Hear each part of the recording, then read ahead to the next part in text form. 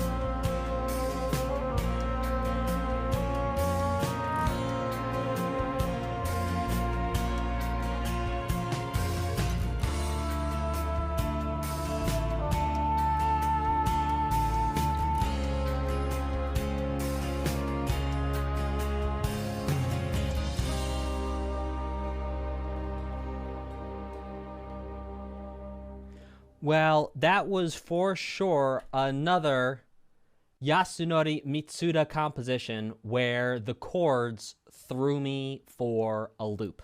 No doubt. We've seen throughout, Xenoblade. We've seen throughout, what was the name of that other? Legend of Mana. I believe that was Yasunori Mitsuda. Please correct me, chat, if I am wrong. But like, that was all Yasunori Mitsuda, correct? Type of 1, if I've got that right. Was it Chrono Trigger too? Yeah. That was Yoko Shimomura. Leitmotif is Mitsuda. Okay, I apologize. Sumimasen. Legend of Mana was Yoko Shimomura. I apologize. Yes, Chrono Trigger. Right. Okay. So it's like you did Chrono Trigger. Yeah. So okay. So apparently Mitsuda's is credited. I'm sorry. This is a really boring first reaction. Groove with me here. Roll with me. I got your back. Trust me. This content is not me just hemming and hawing. I'm usually on top of things. Okay. So, what's interesting is this chord progression totally, it gets tangled real fast. And while it goes to areas where it's very easily discernible in terms of like a progression and a tonal center, at the beginning here, it's not at all clear to me what the tonal center is. There's a lot of going on where we could relate things back to the tonal center using music theory.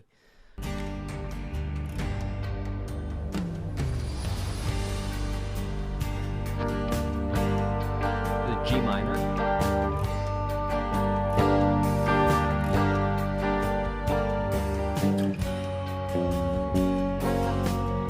Down a half step. Down a half step to G flat major. To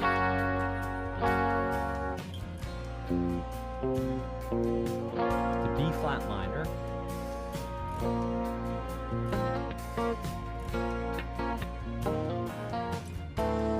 Ooh.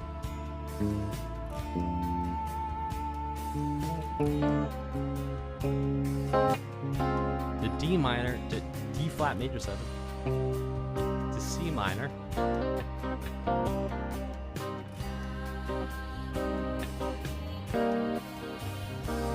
C minor 7 B flat minor 7 A flat major 7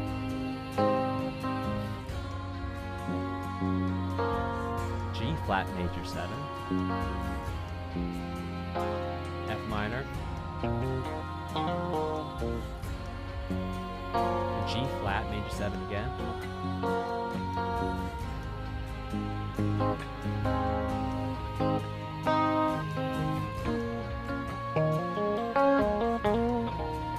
right now it feels like we're in B flat minor. Then we go to a C7. Now to F minor.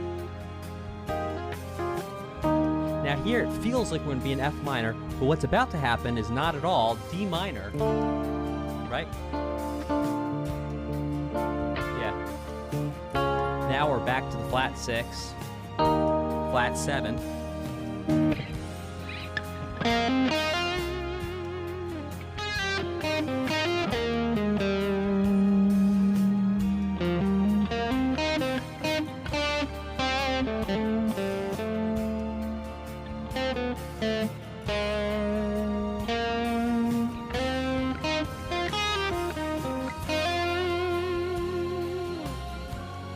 Right. So,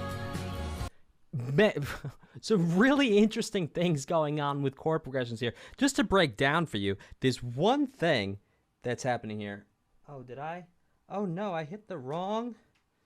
Oh, my gosh, you guys. Okay, so here we are. So, we have F minor, which is going to be 1, to E flat, which can be flat 7. And then instead of going to flat 6, like we've heard so many times in so many OSTs, and indeed in rock songs, pop songs, hip-hop, funk, R&B, almost any modern genre, no, indeed, here what happens, we do minor 1, then we go to the flat 7 major, then to a D minor, which at that point we're going to be calling a natural 6 minor, to then the flat 6 major, to the flat 6, back to 1.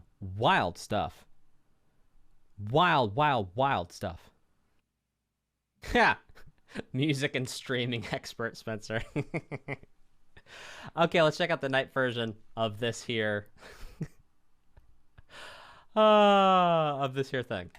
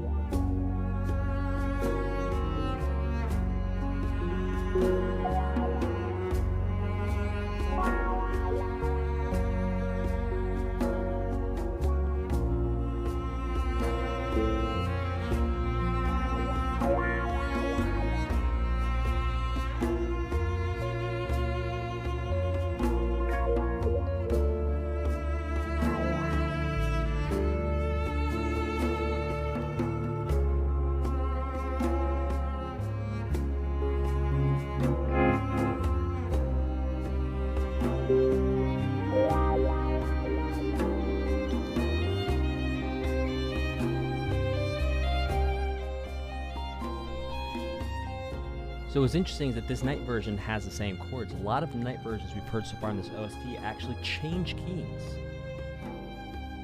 But so far, this is staying pretty consistent with what we just heard. But slower, softer, sweeter. Indeed, a night theme.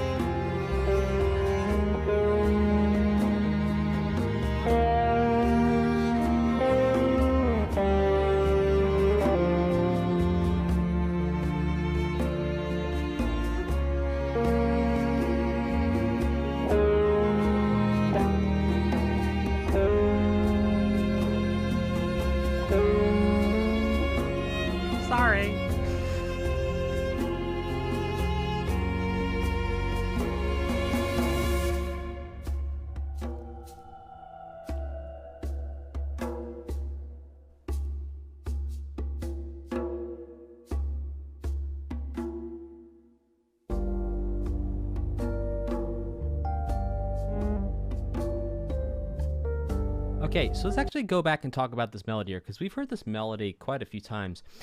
Guys, what do you call this leitmotif here?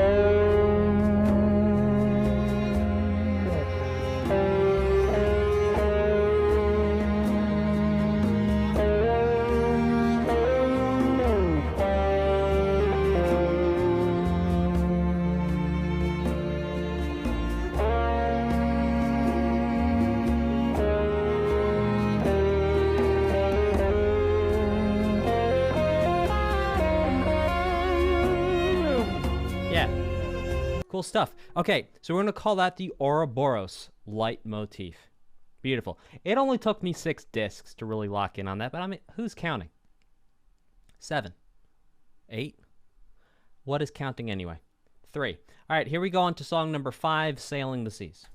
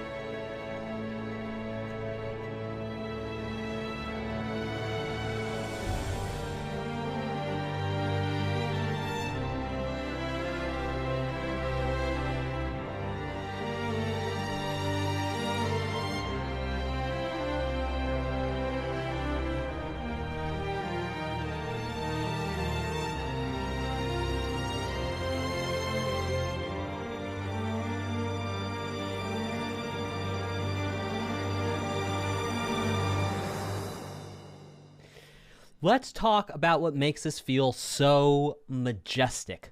Part of what makes this feel so majestic is the changing between two chords. Now, I've explained chords earlier in the Xenoblade series, so I'm going to spare you the explanation again. Go back and watch parts 1, 2, 3, and then come here, and it will all make sense. It'll all tie together. The switching between two chords, and these two chords, we've heard these time and time again. In fact, we talked a lot about these two chords in the Pokemon Mystery Dungeon series. Now, these two chords, it's not about which two chords they are. It's actually about the relationship between the two chords. And the relationship is a 1 minor to a 4 major. And that's really part of what creates the majestic feeling. This is like regal. There's some mystery to it. It's not immediately accessible. It's high. It's away. You could also think of this as being depressed and inward and inaccessible, right? So there's this inaccessible quality to minor. And then this, after you hear that minor sound, this triumphant major sound sounds like, I don't know, someone just standing up, feeling very proud and strong and just majestic. So a little bit of mystery combined with certainty, positivity, creates a feeling of power and a feeling of majesty. And we can hear this over and over again. So G is 1 in this case. So if G is 1, then A is 2, B is 3, C is 4.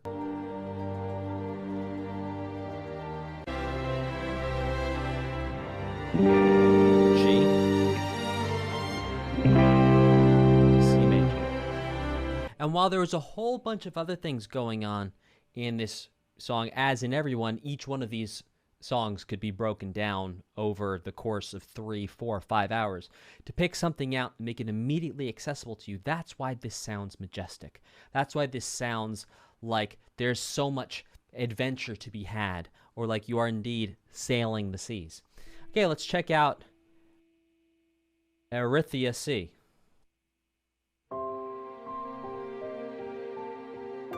By the way, do you want to know what my favorite scale is?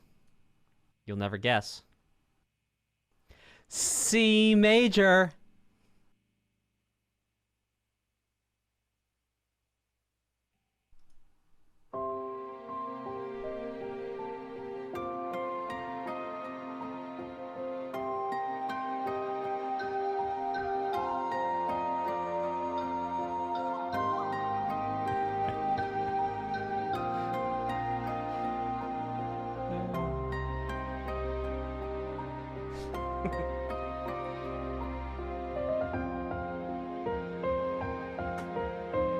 Oh, interesting. That's a reworking of a motif we heard before. It's a rhythmic variation of it.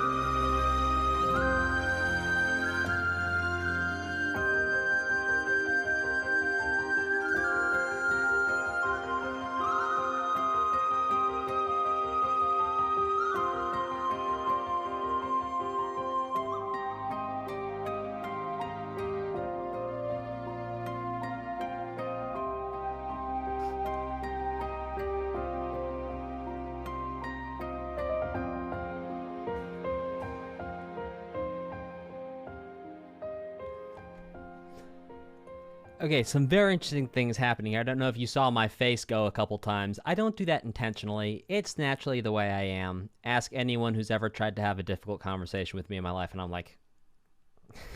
Anyway, so... some really interesting things happening here.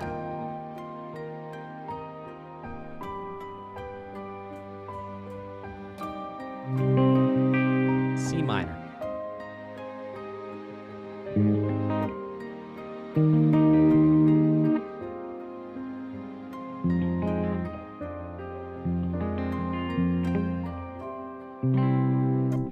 Switching between the parallel major and parallel minor. So we actually started off this chord progression on a C minor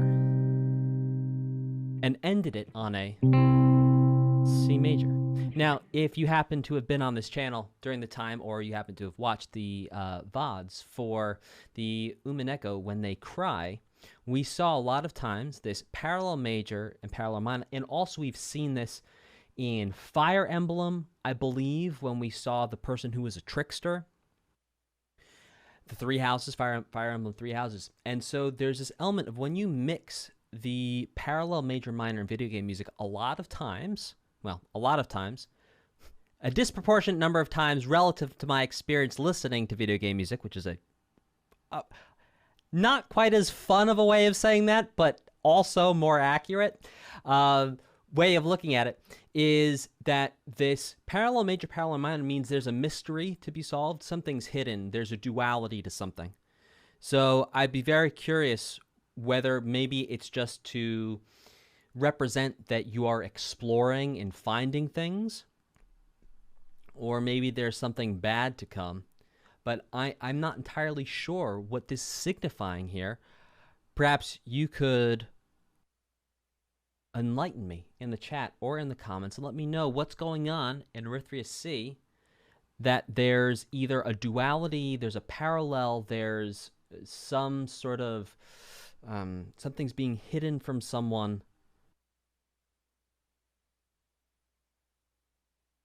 Oh, pretty much both. Okay. All right, sweet. Awesome. So for any of you who want to write video game music, it's like right here, this is a big theme. This is a tool using parallel major, parallel minor to represent either something bad coming or questioning, or there's duplicity going on.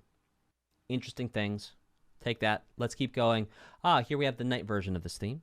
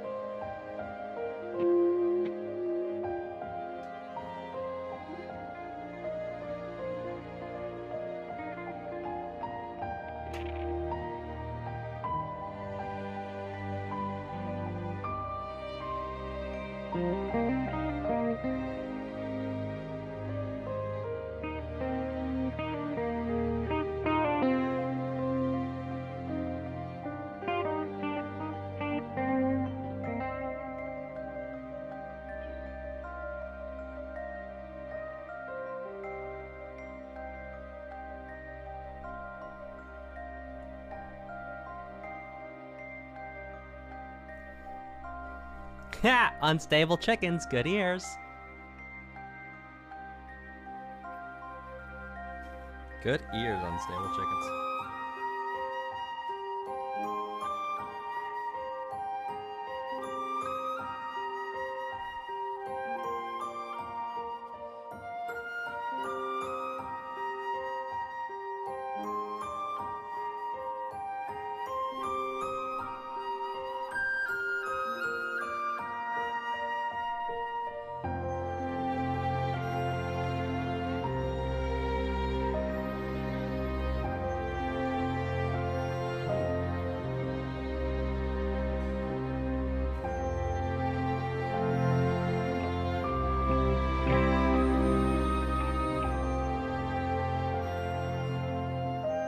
that was so cool.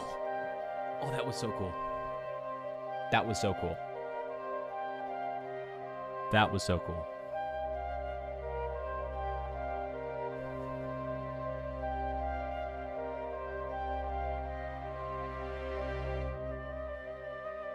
Oh, that was so cool.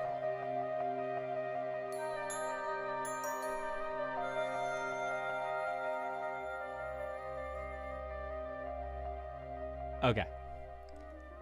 All right, that was sick. And I'm going to tell you, oh my gosh, this was musical Easter egg level stuff. Okay.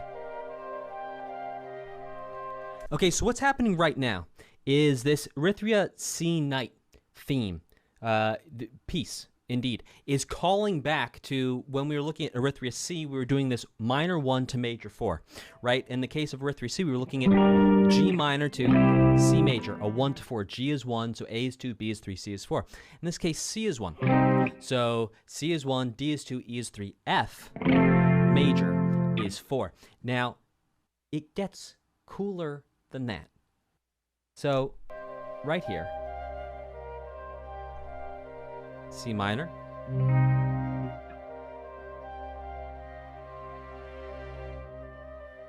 oops, sorry, I think I didn't go far back enough.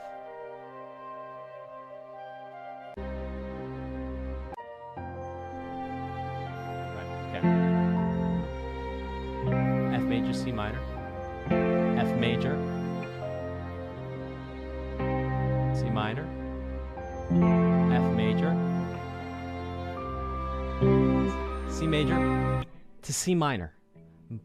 Ba-da. Oh my gosh. You do not hear this every day, guys. You do not hear this every day. This is wild. Oh my gosh. So cool. 1, 4, C major, C minor immediately, back to 4, and then ending on 1. So cool. So while that chord progression there might signify, okay, so here's what's really interesting, is that that change only happens one time here in the night theme. So the question for me then becomes, this part of the night theme where one time we hear this shift from the major to the minor, what is this representing? And is it, am I running down a dead end, and does it not actually represent anything? So,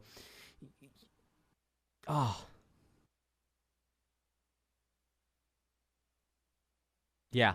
So I don't know if there's like one specific thing in this map area. Maybe there's one specific Easter egg that chord change points to, or maybe the composer just wanted to do it.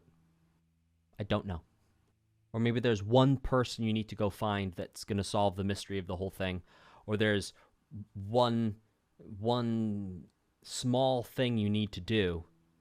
So, yeah, hard to pull a specific out of there, and it could just be something that sounded nice to the composer. So let's go ahead and check out Battle on the Seas. Let's check it out.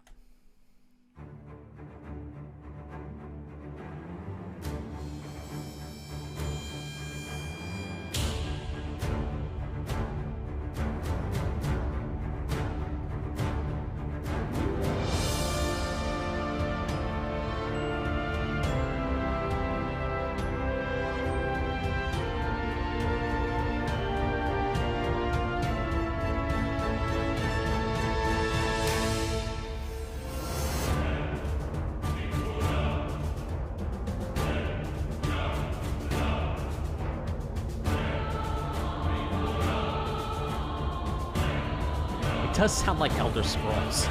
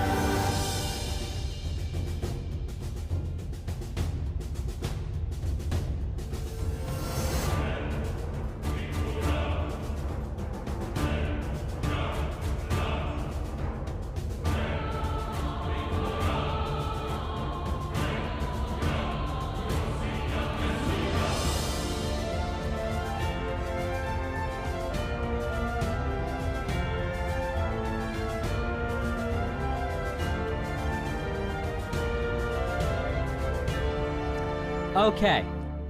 So let's discuss why that just sounded like Pirates of the Caribbean walked into a vampire castle in Elder Scrolls and then also was in Xenoblade. So, number one, what makes it sound like Elder Scrolls are the voices. This is what one of the battle themes in Elder Scrolls, not Elder Scrolls. Yeah, Elder Scrolls. Am I saying that wrong? No, I'm not. I played that game. I almost beat that game too. I got really far in that game. I kept on having to find cures for vampirism. Skyrim is what we call it. Right. Skyrim. Right. In Skyrim, when you fight dragons, I think also when you generally fight other people, you hear this type of voice, these low voices, these now, why does this remind? All right, type a 2 in the chat, and if you're watching this on demand, type a 2 in the comments. Type a 2 if this reminds you of Pirates of the Caribbean or Pirates of the Caribbean. Either way. Yeah, almost chanting. Right. Yeah. Yeah, Dragonborn. Yep. Okay. So, guys, let's talk about why this reminds you of Pirates of the Caribbean. And part of it is actually the time signature.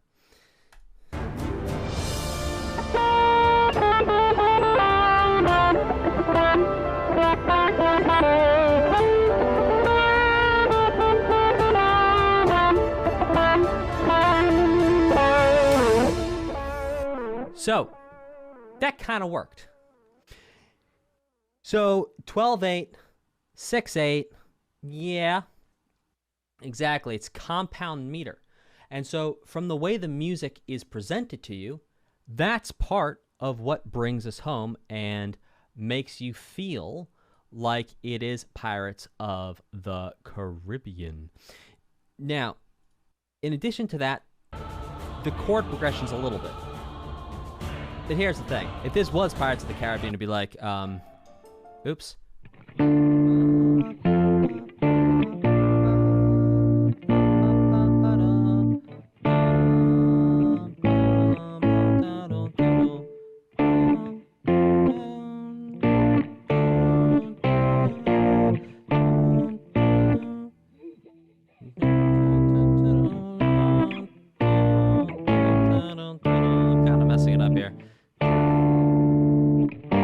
There we go.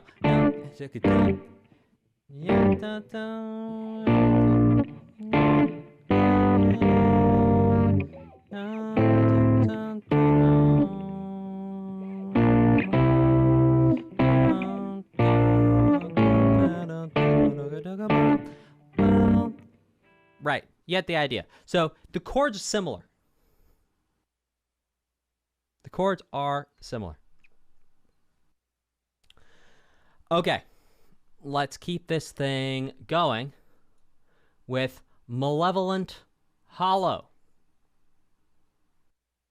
I wouldn't want to go there.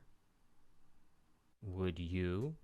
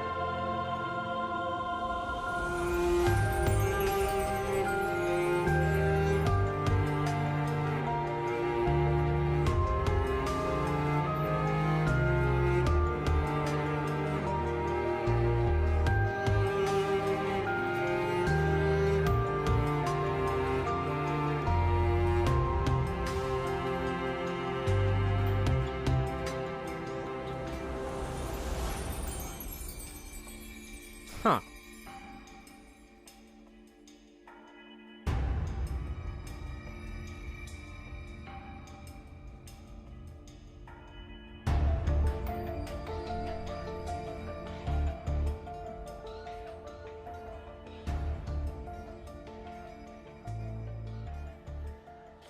Okay, so a couple interesting things going on here that I would love to point out to you. Number one, as an excuse to do some funky grooves,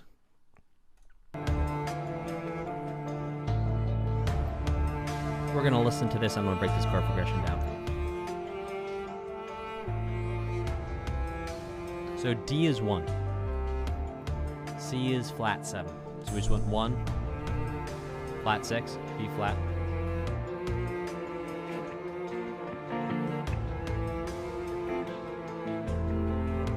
5. Yeah, I'm going to turn my headphones up a little bit.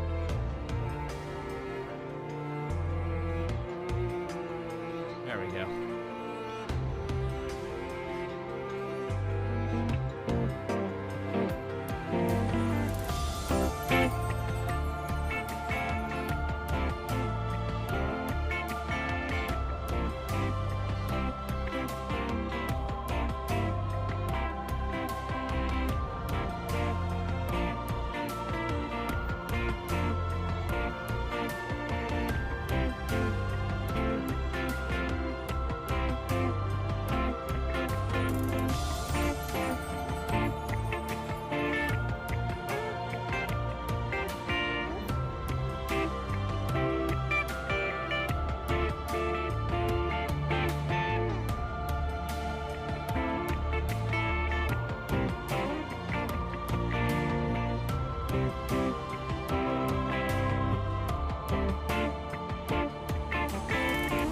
Now, here it totally changes.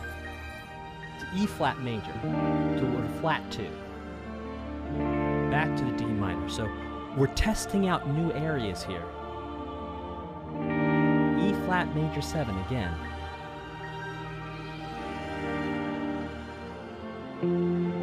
All of a sudden to an F. Now here, everything changes. Our 1 is no longer D.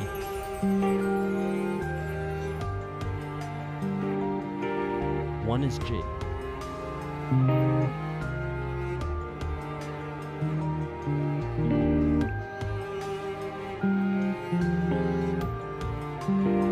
Or 1 is E flat. A C sus4 to a C. And now pivoting back to D being 1.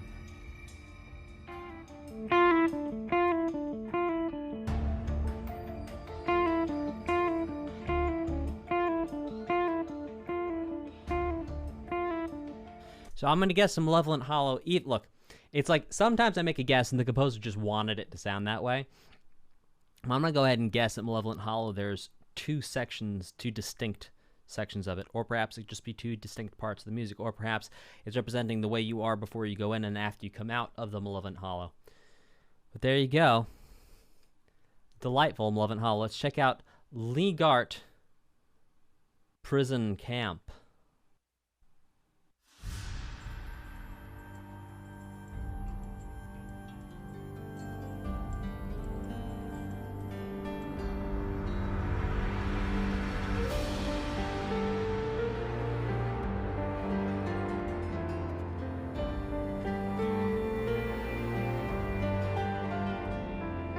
Again, a 1 to 4.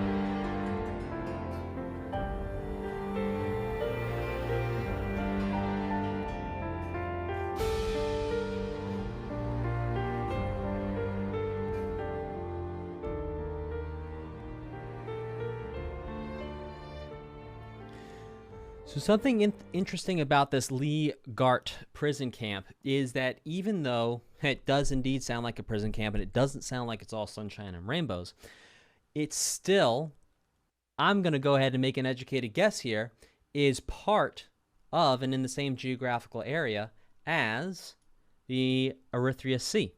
And do you want to know how I know that? Because I'm using music theory. And the music theory is telling me that the composer is using something to either indicate someone from Erythria is there, or it is indeed in Erythria.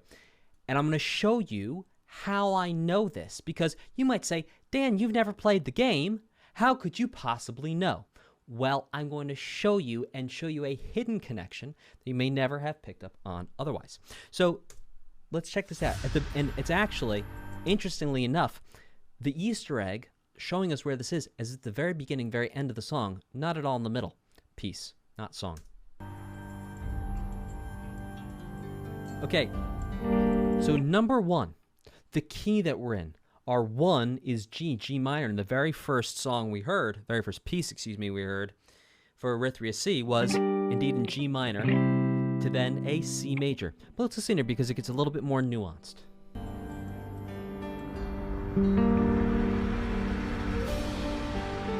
Okay, G minor. And then right at the end, there's a little C major. So we have, it's like a G minor in first inversion, And so because we have this G minor to this C major, we have this 1 to 4, the 1 minor, the 4 major. It's very slight, it's very fast, but it sure is in there.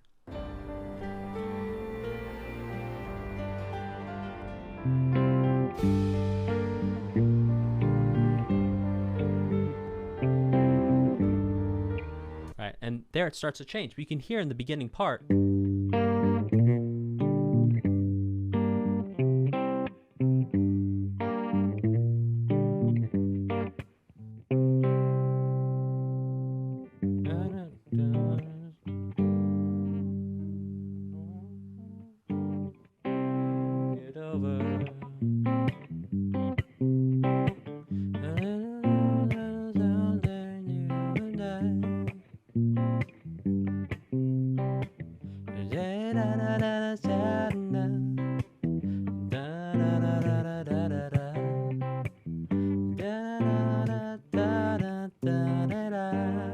So, that feeling there of the minor 1 to the major 4 is hidden. It's all very slight and fast here in the Garte prison camp, but when we understand music theory, we actually can see how the composers are telling us the story of the person, place, and thing that's happening on screen, or the situation, or indeed the, well, item would be covered under thing, or situation, person, place, thing, or situation that's happening in the game. And this is one of the amazing things. It's once you understand music theory, it's like you can see the matrix. It's like you see how everything works. And you can instantly pull out and understand, like, if any of you had never played this game and you didn't know anything about music theory and you hadn't listened to Disc 6 up to this point, you would never guess that Garte Prison Camp is in the same geographical area as Erythia Sea. What I'm doing is not superhuman. I don't have some special talent or special skill. I've just learned how music works. And that's called music theory. Okay, let's keep going with Moebius Battle.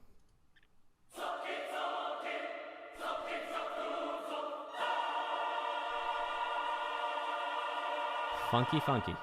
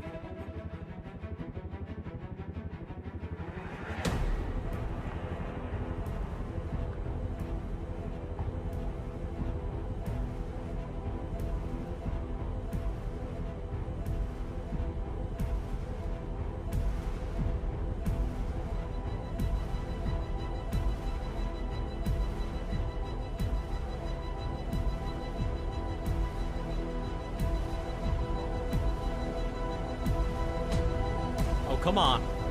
Oh, come on. Oh, let's go.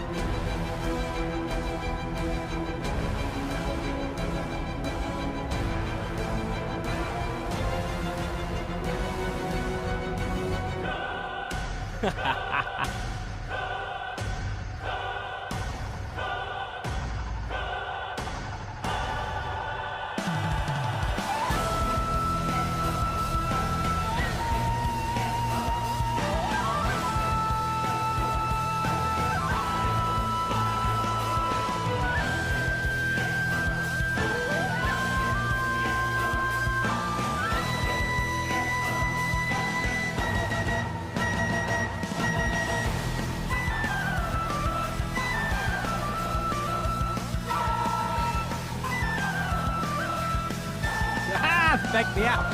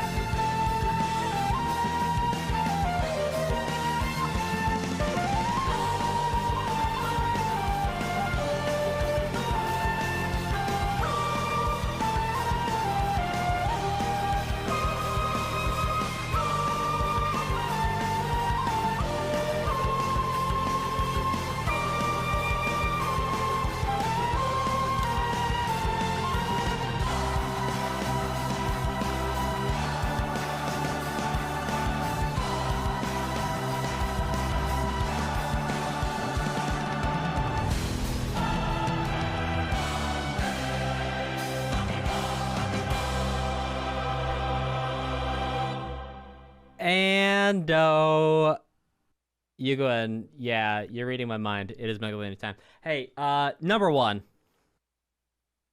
Bravo! Bravo! Bravo! That was an amazing piece of art, and I feel so privileged to be able to have... So privileged to have been able to hear it. I feel so privileged to be alive right now. Type a 2 in the chat if you're stoked to be alive listening to this incredible art right now. Type a 2 in the chat if you are so stoked to be alive listening to this amazing art, because I am so grateful. I am so grateful right now that we got to sit down and listen to someone create something that was so fire. That was so cool. And I mean, just like art, amazing. I love it. It's so good. Type a 2 if you are in the chat, if you are so grateful that we're listening to some incredible art with incredible musicians and incredible composers and the mix engineers. Oh my gosh, don't forget the mix engineers, because my goodness, this would be a nightmare if not for the mix engineers. And then the oh my gosh, everyone. Wow, so cool. Amazing. Love it. Love it, love it, love it. That was so good. That was so cool.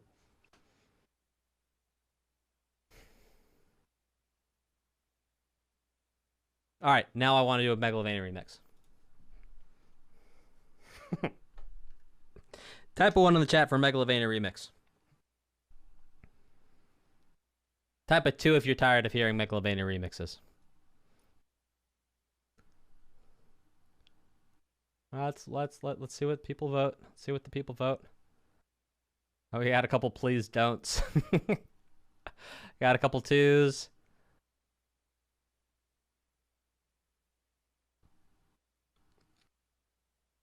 Oh, J2O Juice, you break my heart. Oh, try lighting, you're breaking my heart. Well, guess what? I feel like doing it, so we're gonna do it.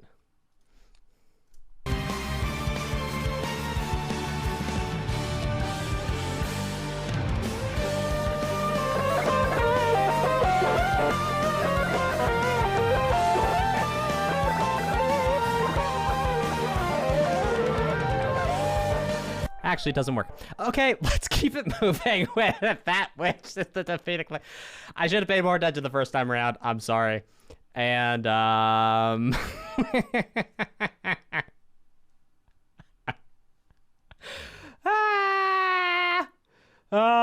gosh. Oh, wow.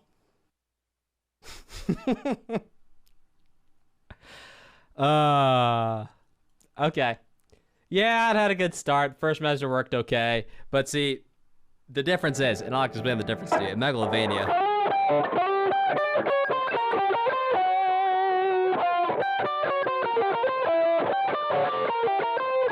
Actually, maybe I'm playing Megalovania wrong.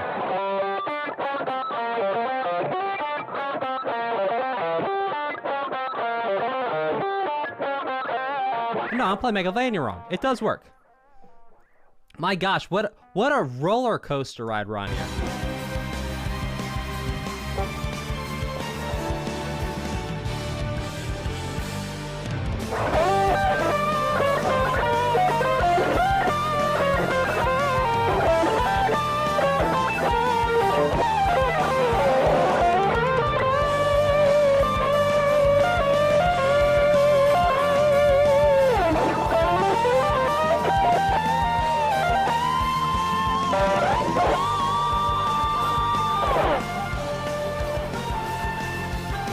Okay.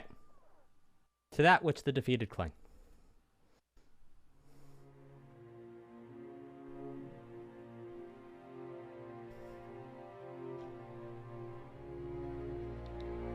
Okay.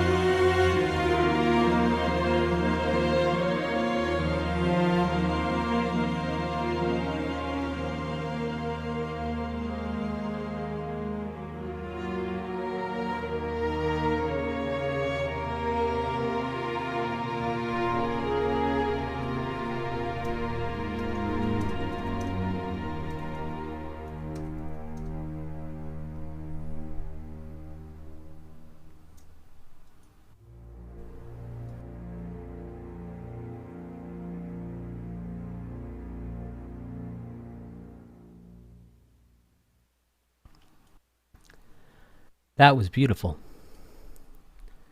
I'm sorry we're having something going with the volume. I have one part of my system that is auto-regulating the volume, and I apologize. I'm not sure how to fix it, but I will do my best. I'm using something called loopback audio to gather all my audio sources and put them into single output. And I'm not entirely sure how to get it. What it's doing is it's auto-reducing the volume to prevent clipping.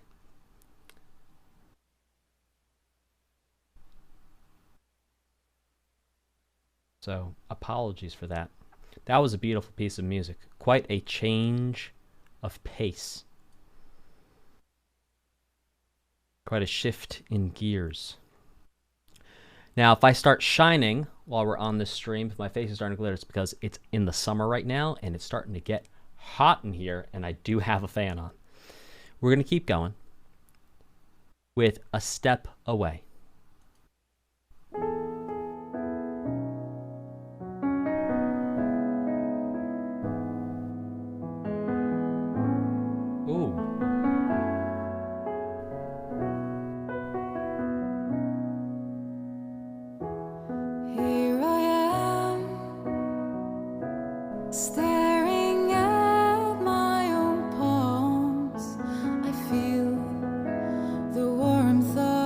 Your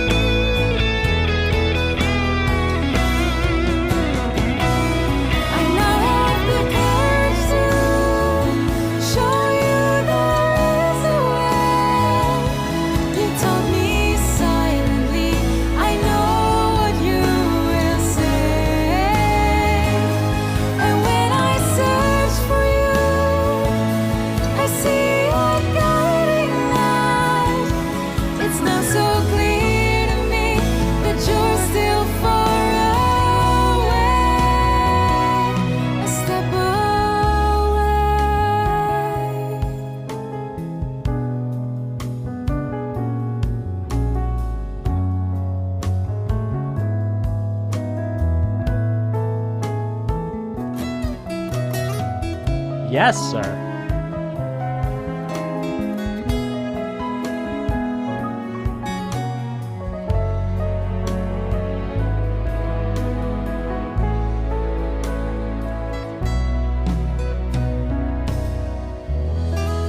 Ooh, oh, so tasty. So tasty. That was yummy. All right, I want to point out something to you guys that you may not have noticed. Type a 3 in the chat if you heard the organ being played in what I'm going to go ahead and call verse 2. Type a 3 in the chat if you heard the organ playing in verse 2. Ah, okay. Okay, Rob got it. Renji got it. Rob KC got it. DMG got it. Great ears, guys. Sparta. Okay, yes. So for those of you who spotted it, good ears, great job, excellent critical listening skills, good practice. Now, for the rest of you, what we're going to do is we're going to go ahead and actually explore so I can point that out to you, and you can hear it.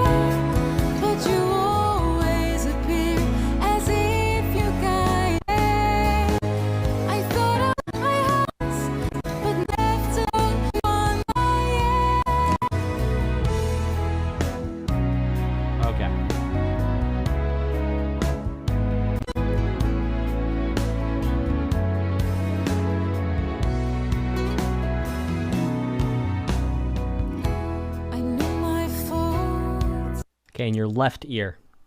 If you're wearing headphones in your left ear, all the way back here, it's going to sound like a fly goes gzz for a second because there's a little bit of a buzz to the organ sound. And it actually starts before the vocals. Right there. Whoa, you can hear it just a little fuzzy in your left ear. That's an organ. All right, type a 2 if you still can't hear it. Type a 2 if you still cannot hear it. Don't worry if you can't hear it. Critical listening takes a little bit of time, takes a little bit of patience. Type a 2 if you cannot hear it. I knew my faults. Okay, so you guys were saying 2. Would I invite you to do, if you don't have headphones, then yeah, that's, it's unlikely it's going to happen to you. Because hearing these things on phones can be very tricky. I always talk about listening to music through either an iPhone or a laptop computer. It's like trying to eat ice cream through a paper napkin. It's like you can put the paper napkin on top of the ice cream, you can feel it's cold, you can kind of taste the vanilla, but my gosh, you can't even get the whole thing. So, in all fairness, yeah. So it blends in very well. It's just a little bit of a texture thing. So I'm going to play through here and I'm going to tell you, and I'm going to do little pinches. And when I pinch, that's when the buzzing really pops out here of this organ. And it is mixed right in with the guitar, as some of you are very, very astutely pointing out.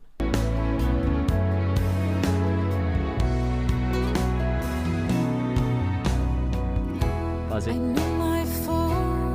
Right there. Right after she said faults, you hear that, it's like just a little buzz. Faults, zzz, like a little bit of a buzz in your left ear. That's the organ.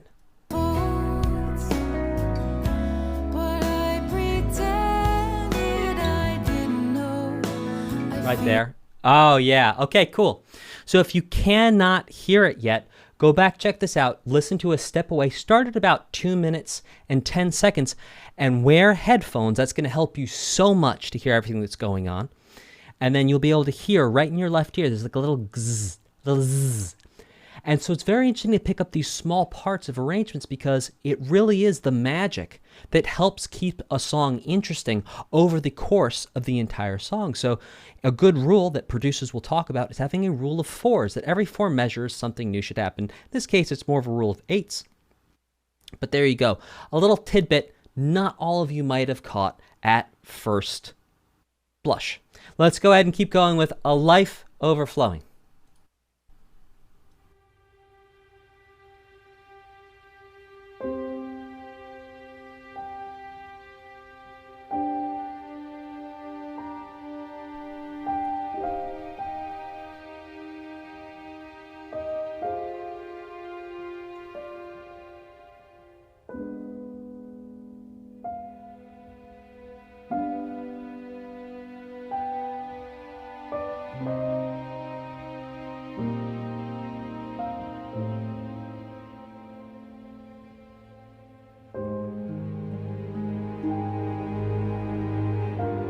little bits of Moebius here, sprinkled in.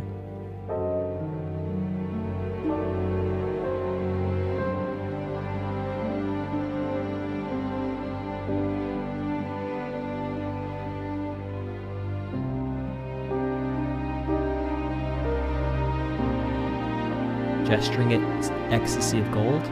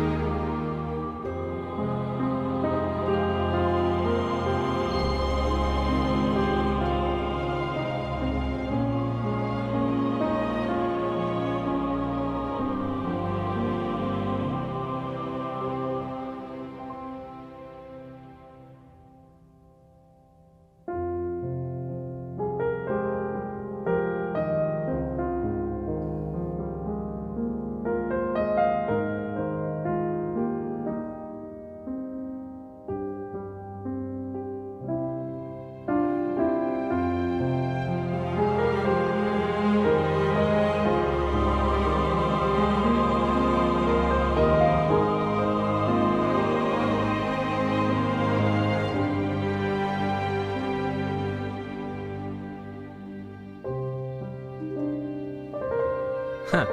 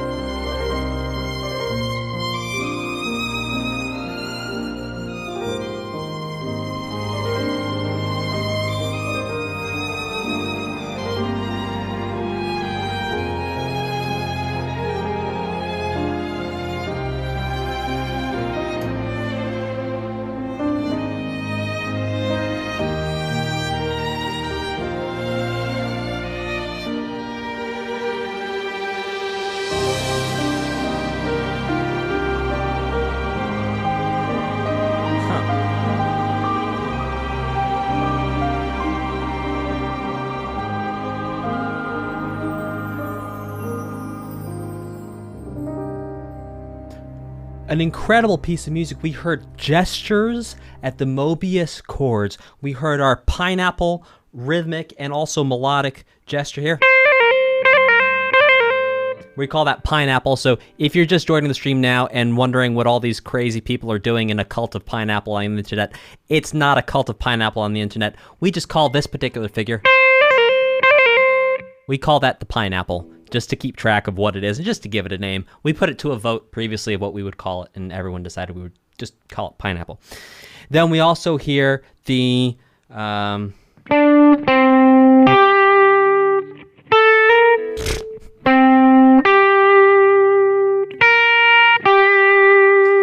that theme right there, which I've been calling Ecstasy of Gold because it's almost, well, it starts off exactly like Ecstasy of Gold. We've been hearing that and Pineapple starting to be mixed together through discs 5 and now here in disc 6.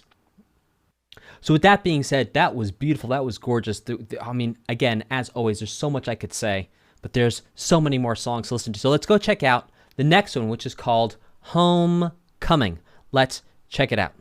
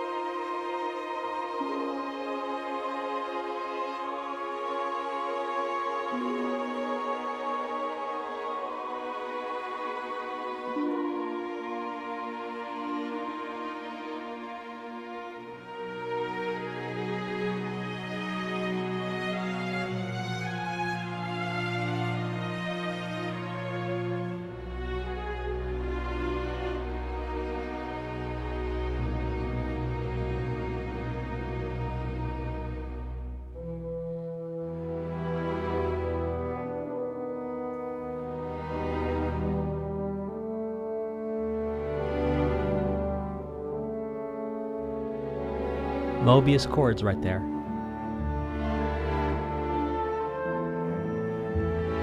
Ecstasy of gold.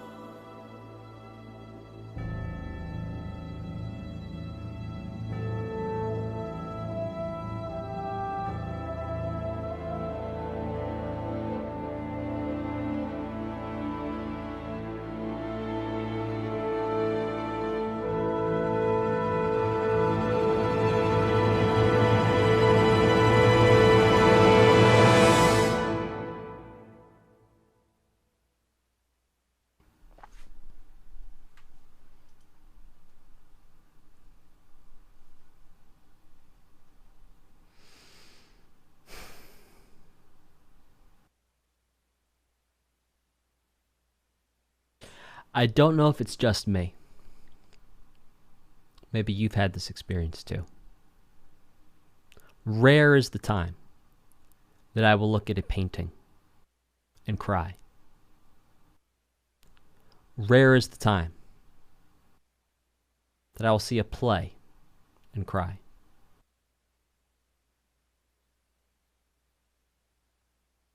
But music connects with our biology in such a primal way.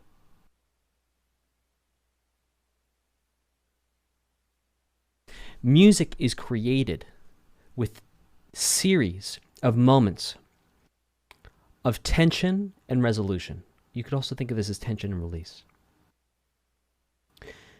Our bodies, our biology, function with small and large cycles of tension and release, just like music. Music is so connected to us because it hacks our brains.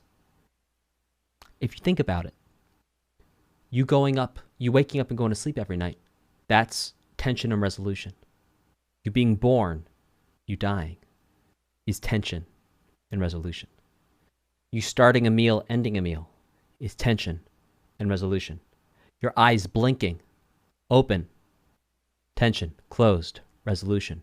Every beat of your heart is tension and resolution.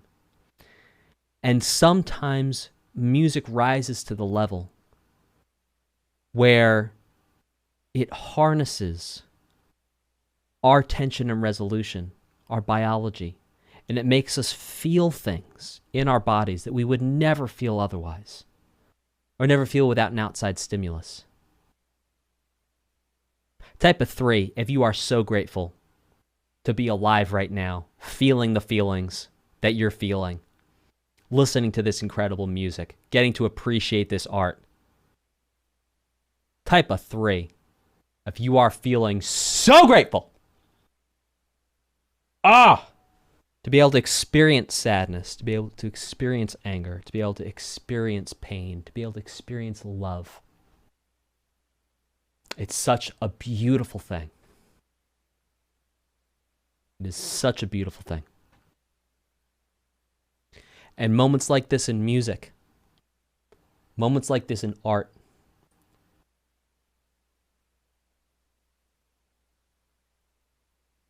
they are true things. I don't know if there's anything more true. I think that's why I love music, because it is such a true thing. It is so true. And we know that it's true because all of us can listen to this song, and even I've never played the game, right? We can all have this emotional reaction because there's a truth. We can say it's mostly true because not everyone had a reaction, right? But it's just like 80-20. It's 80% true, which means it's mostly true, which means it's true. Incredible. Let's check out Words That Never Reached You. Make sure you hang out to the end of the stream for my final reaction and summary. You won't want to miss it. Let's keep this going.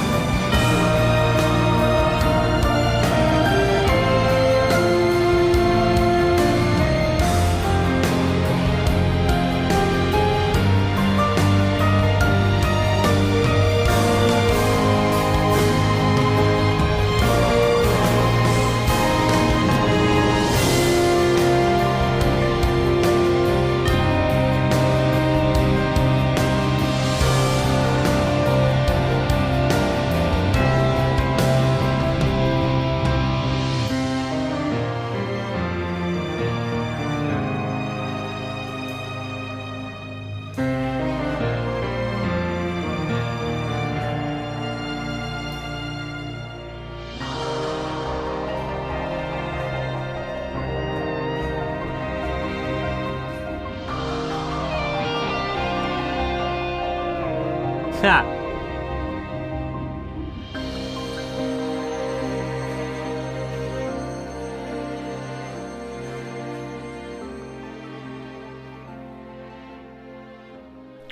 So something I want to point out here is this chord progression we're hearing here.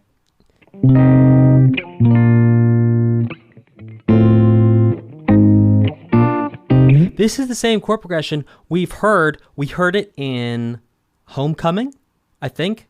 We heard it in Life Overflowing. And this is the hold with me, don't leave me, Moebius Battle M. We've been hearing this in the Moebius battles. This, right, when I keep on doing those Megalovania remixes. And so it's interesting to hear these chords that we've associated with these battles showing up in these moments where clearly, I think it's safe to say there is no fight, there is no boss. Ah, so this does also play against a Moebius. Interesting. Okay. All right. That makes a little bit of sense. Okay. Cool. So what we're going to do now is we just did a vote for everyone watching to either start Disc 7 today or do 7 and 8 in their separate streams. So we got 67% of you saying we should do Disc 7 today, which means we're going to go ahead and start Disc 7. We're going to start it right now with Agnus Castle. Not to be confused with Angus Castle. Let's do this thing.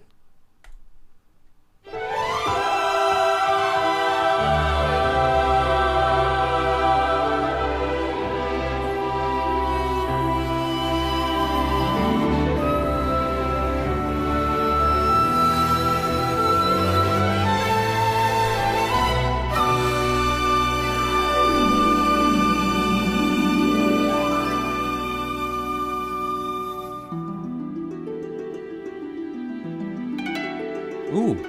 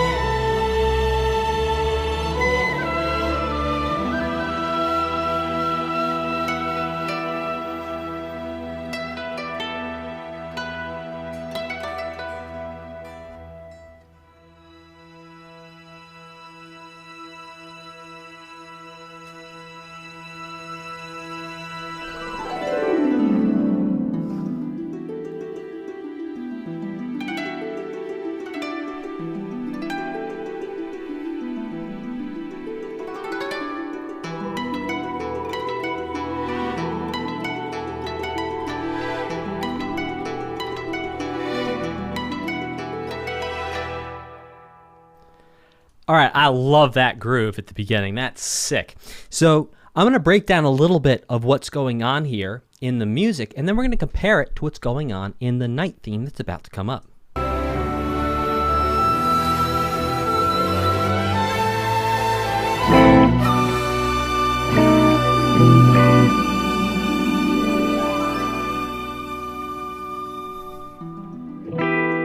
E is going to be our 1, so E minor.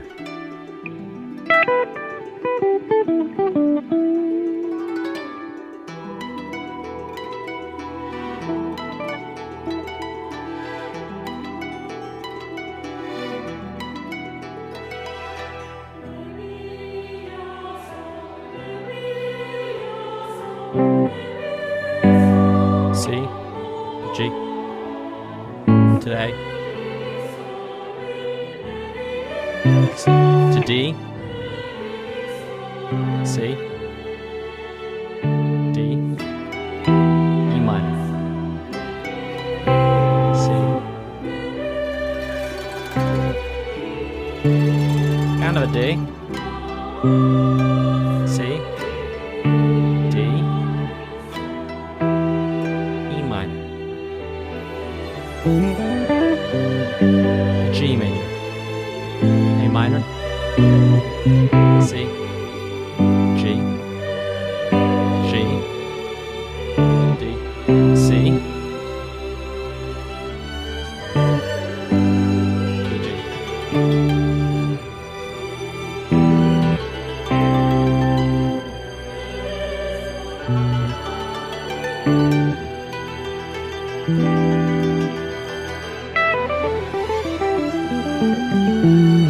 Beautiful stuff. Okay, let's check out what's going on in the night version.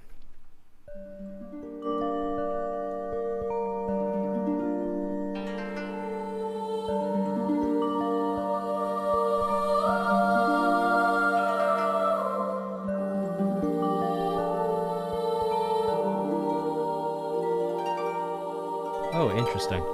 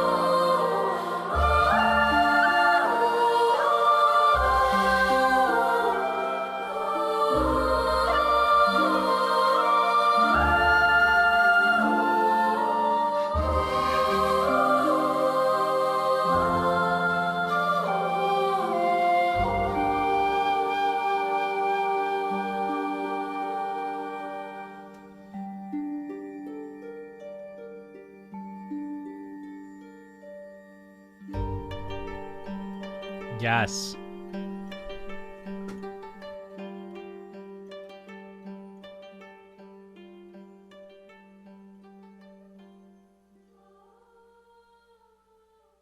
Okay. Something I want to point out here is, and I have not talked a lot about it because I felt like it was a little on the nose, but let's talk about it now, are the flutes. Now, the flutes here was a beautiful touch. My favorite use of the flutes so far, easily, hands down, and let's remember this to come back to it to see if I will change my mind as we find some else. But Moebius Battle M as in Mary, Moebius Battle M, so far has been my favorite use of the flutes. So, Agnus Castle Night, delightful, much calmer, beautiful choir going on. And yes, the flutes are the main theme in this game. Main thing, excuse me, not the main theme. Well, with that said, I say we go check out Captocorn Peak and then Captocorn Peak Night. I'm going to let them play straight through before I stop. And keep in mind, you should hang out to the end of the stream for my final reaction and summary. Let's check out Captocorn Peak. Capcom versus Marvel. Okay, here we go.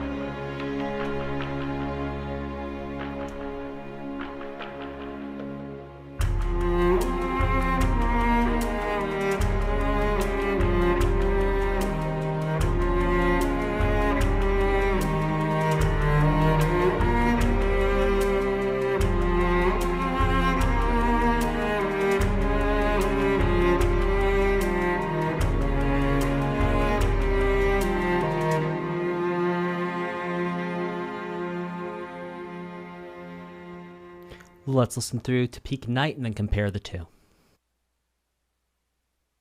I'll also stop if I hear anything you should know about.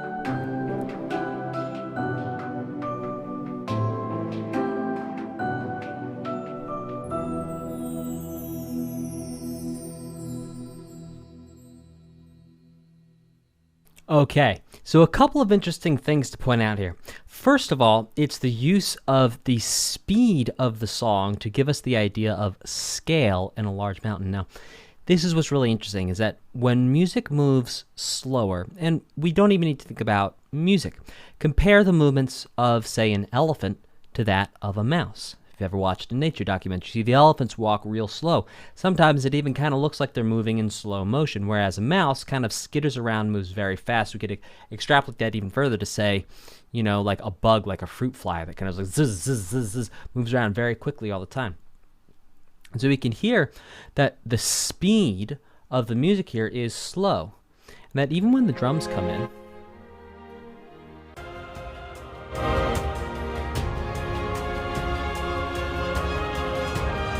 it almost feels like it's pulling back in the slowness of it, and that gives us a feel of scale. For me also, personally, now, I don't know if you'll agree with this, it also gives me the feeling of climbing a mountain, because, my gosh, sometimes climbing a mountain can be hard work, and you kind of slow down a little bit as you go, and then you kind of settle into a pace as you go up the mountain. Don't have to.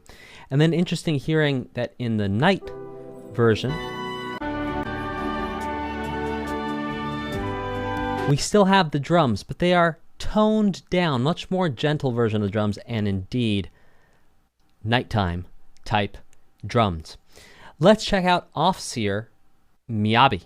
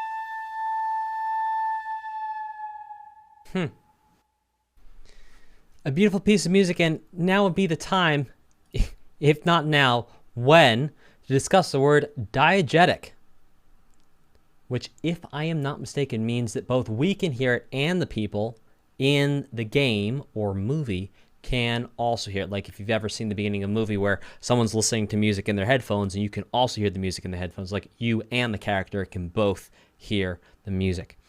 Another example would be the Star Wars Cantina Band. You know, the characters in the cantina can hear the music, and also we can hear the music. So someone from chat said that this music right now, both we can hear and the characters in the game can hear as well. It's a beautiful flute playing, incredible stuff. At this point, it's been so long since I heard the last Off-Seer, I can't tell you specifically what was different in this Off-Seer than the last one. You could tell me that they were exactly the same, and I'd believe you.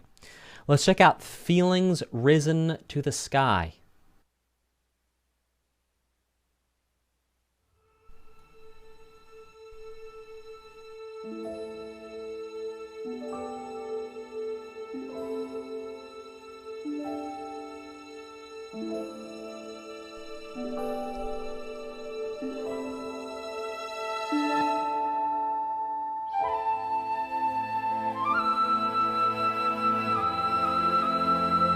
Heck yes.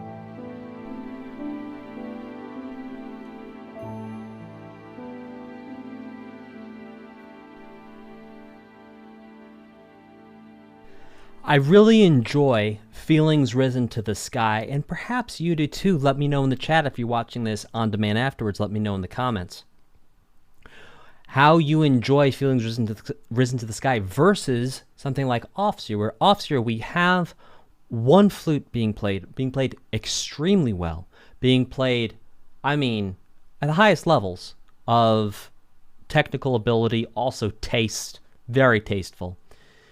But then when you hear Feelings Risen to the Sky and that flute is held, all the instruments come around and kind of give the flute a hug and support it and give more emotional context. Because it's interesting, when you just hear one instrument play, sometimes the depth of the emotional context is not always as evident as it is when there's a full orchestration, and granted, a beautiful orchestration, a beautiful arrangement, everything coming together, sounding incredible, sounding absolutely amazing, and also, if I may say so, very, very tasteful. We're going to listen to one more for today, but don't go anywhere because you won't want to miss my final reaction and summary. Let's check out Cloudkeep.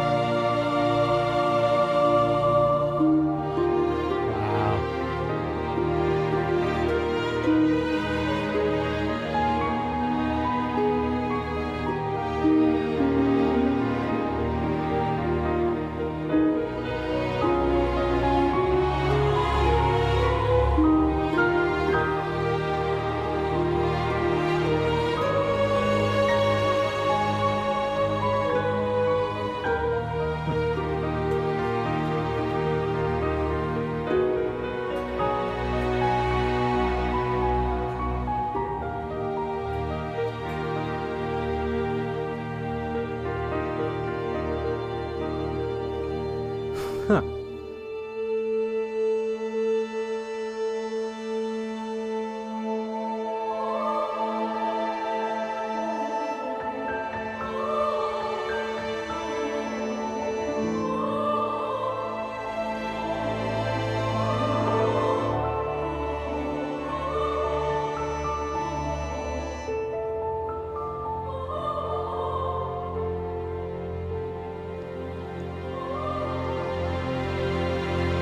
Okay, I've got a really interesting thing to pitch you here. So check this out. You know how when we were talking about the sea area, the sweet sea, the erythritol sea, whatever it was called, erythra something sea.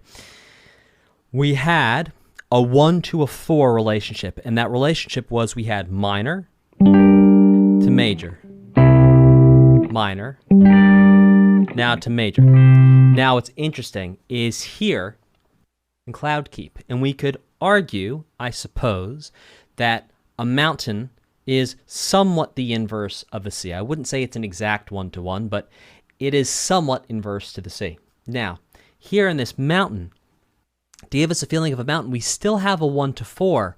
But it's a very different 1 to 4. In fact, check this out.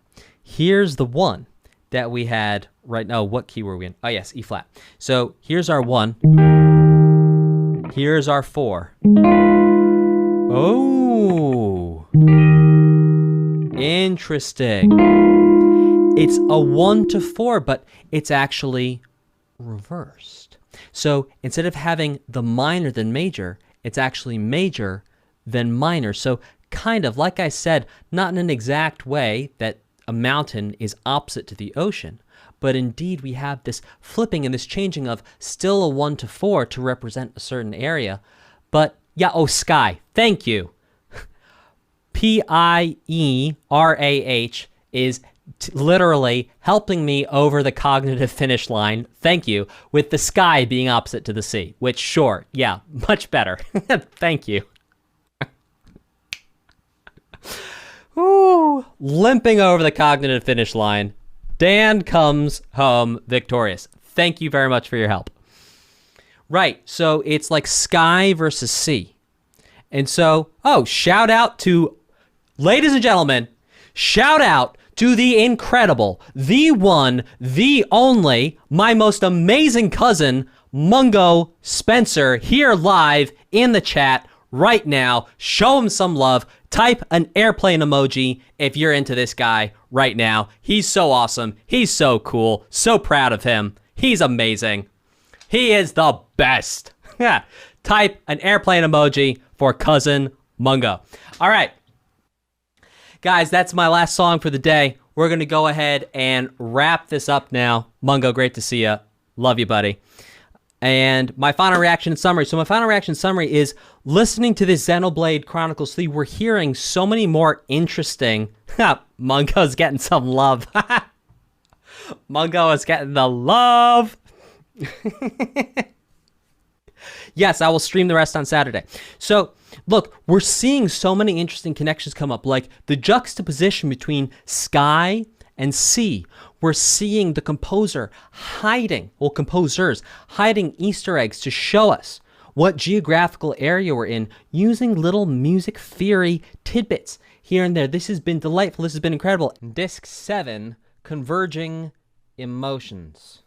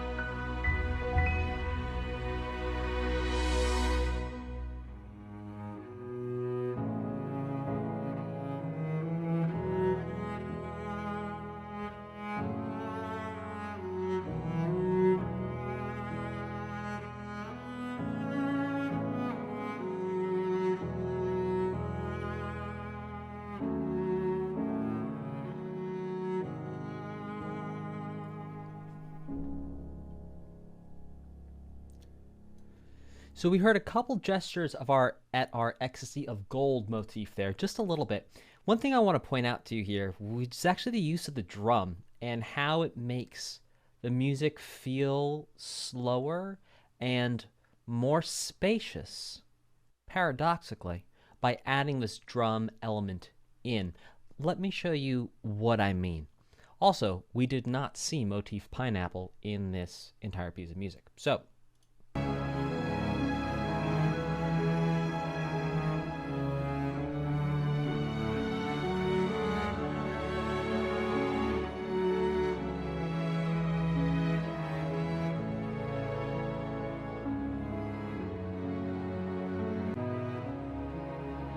okay, here we go.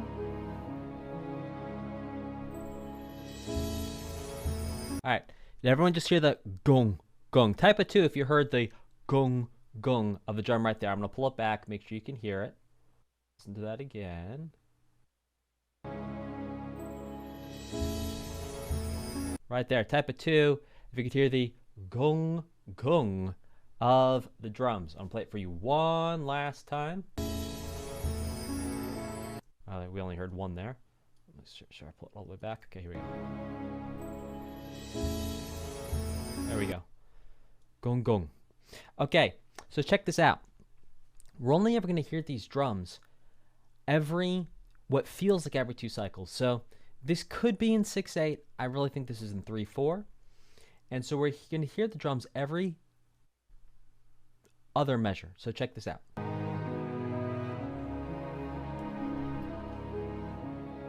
Come the drums, 1, 2. And right here, 2, 3, nothing, 2, 3, drums, 2, 3, nothing, 2, 3, drums, 2, 3, nothing, 2, 3. And so because the drums are playing 1, 2, and then nothing on 3, and then leaving a 1, 2, 3 without drums, it actually feels like the spacing is pulled out, and it does something to the emotion of the music, spacing the drums out like that makes it feel solemn, mourning. It evokes in me a feeling of sneezes, but also mourning. Sadness is what I'm feeling from that drum every 2 measures. So let's go ahead and check out. By the way, chat, am I on track with the mourning there with the drum? I'd love to know. Type a 1 if I'm correct. Type a 2 if I'm not. Let's go ahead and check out Saffronia Village.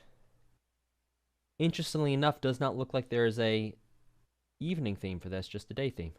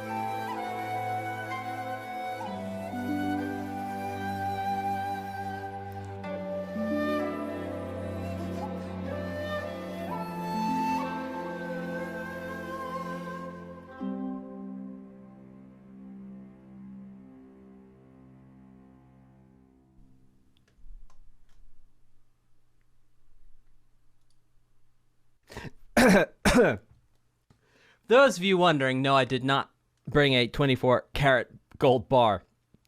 For the ecstasy of gold, I'll figure out something else. The back of my iPhone's gold. Something. Anyway, so we heard our pineapple motif quite a few times in this here piece of music. Now, if any of you are wondering, gosh, Dan, what on earth do you mean by pineapple motif, and why are you literally wiggling a pineapple at the screen with a smile on your face at points during the song? Well, let me show you, because to the best of my abilities, I will continue to wiggle a pineapple at you as we go through this whole thing. Okay.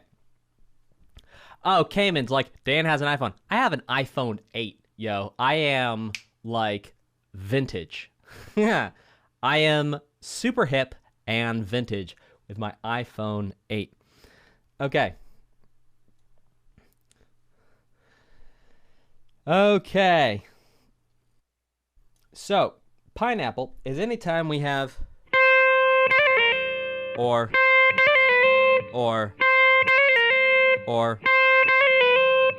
there's a motif, both rhythmic and melodic motif going on here in this here original soundtrack, which is we start on a note, we go up, higher, back to the low, back to the original one. I'm going to start again. We start on 1. We go up to 2, back to 1, down to -1, back to 1.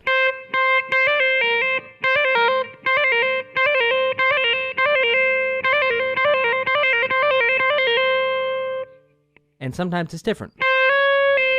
But in each case, it's 1, 2, 1, -1, 1.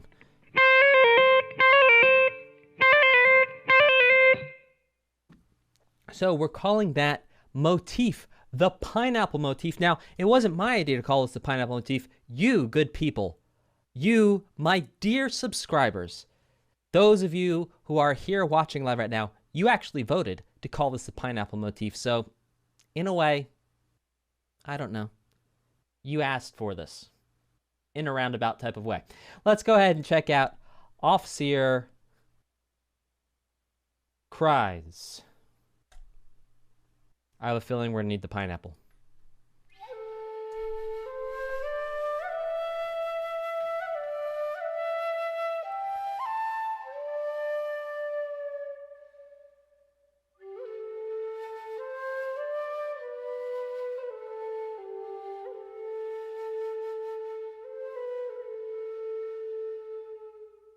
Chris? Oh. Yeah.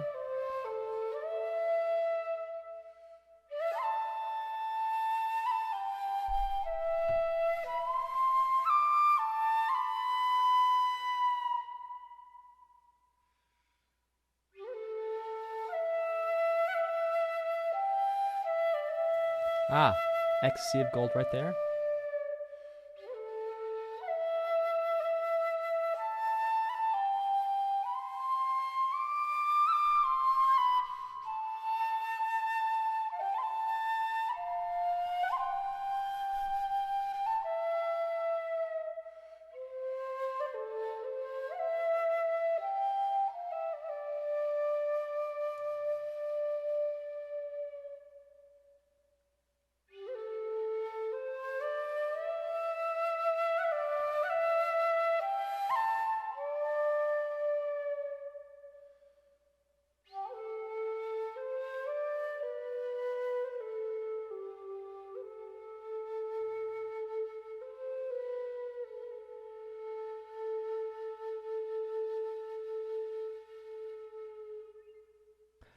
Hear me out, because I have a question. Does Chris ever go to Kieves and cry? Does Chris cry at Kieves? Okay, a beautiful piece again. Incredible technique, beautiful flute playing. Sounds amazing. Definitely different from the last Off-Seer. The last Off-Seer had a lot more pineapple. This one had some variations of pineapple, but no direct pineapple to speak of. Very interesting to see that difference where there was little bits of pineapple, and I'll even show you here.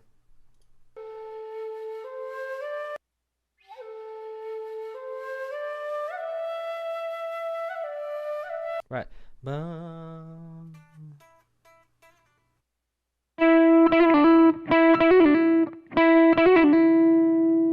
You can hear right there.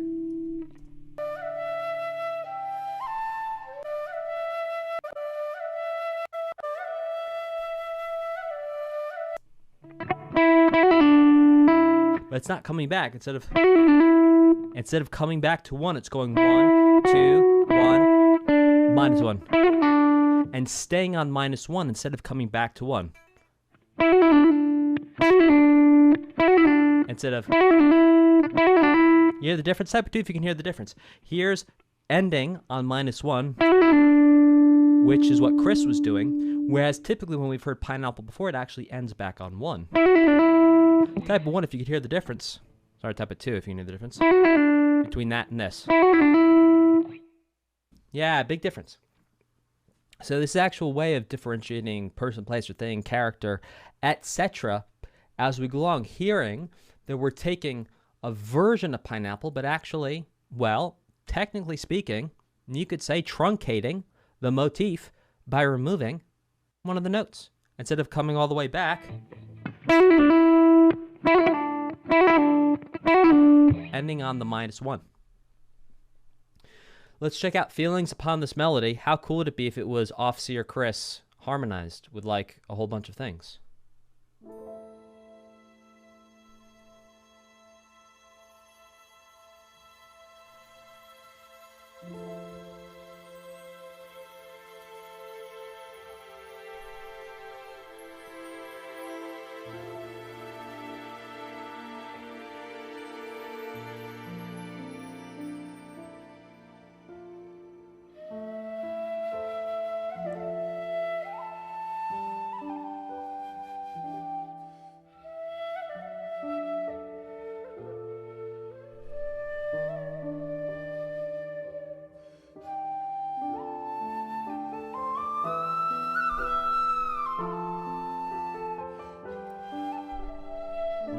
That pineapple smells great.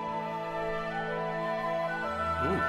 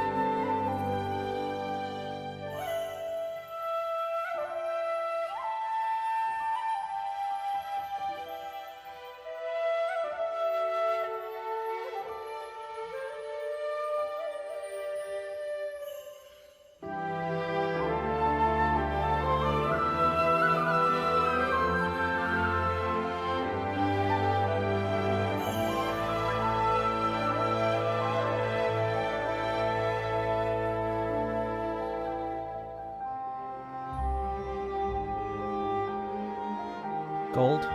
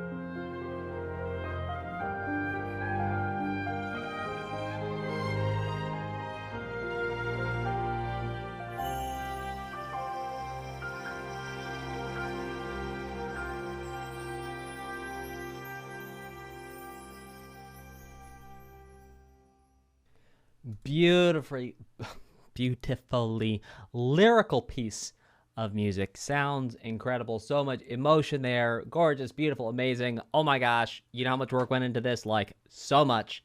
That was me doing a meme of Dan. So, in all seriousness, though, this is a beautiful piece of music. Something I'd like to bring your attention to is right here at the end.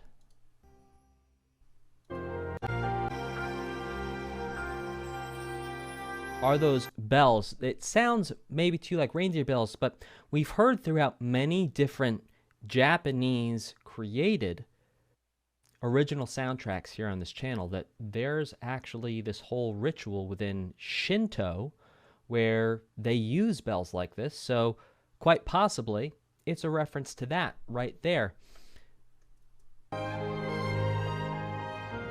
Shinto would be a form of Buddhism. Right there. Kind of sounds like reindeer bells.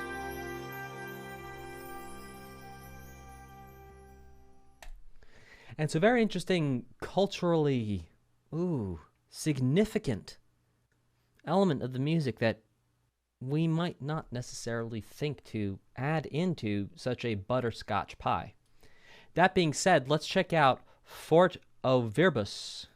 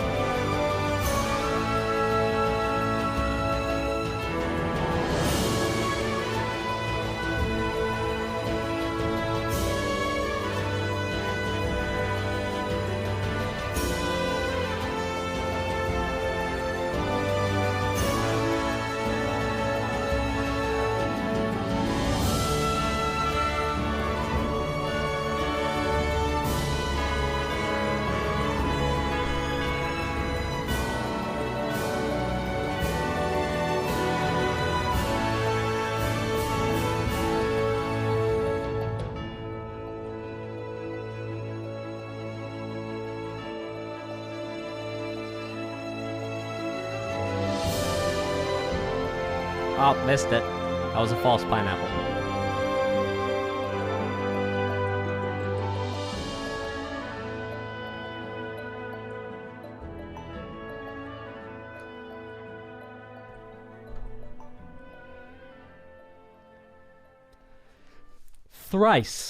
Thrice I've been duped by a false pineapple.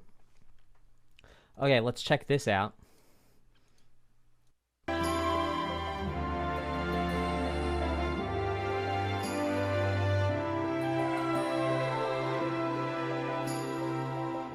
I have to ask, in Fort Ouroboros, is there some mechanical thing happening? Is there some cute animal that walks around a lot? Or is there something where it's like there's a factory or things rolling over things?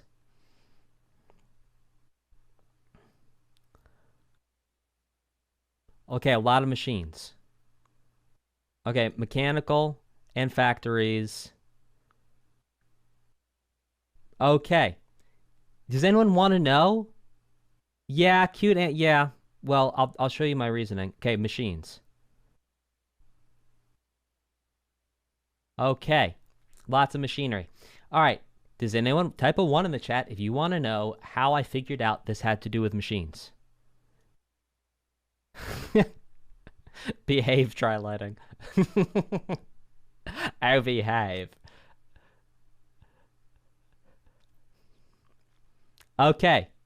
So, guys, no, it's not even the buzz in the background. It's one instrument that was either going to be, all right, here's my two hypotheses. My hypothesis would be like miniature goats pulling carriages or machines.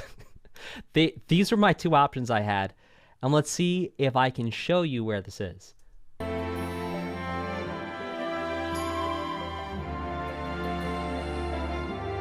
Okay, so everything we just heard was all well and good. Now, underneath the triangle, underneath the violins, underneath the brass, there's a plunking mechanical sound going bonking gong gong gong bonking gong gong.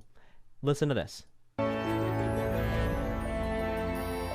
You can hear it right there. Onking gong gong king.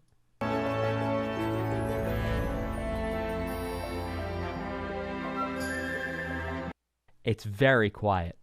You have to listen very carefully to hear it. But it's yeah, the background bit bop. Very good, Angel. Or Angel, sorry if I'm saying that wrong. Ah, some of you are starting to hear it. Type a 2 if you haven't heard it yet. I'm going to play it again.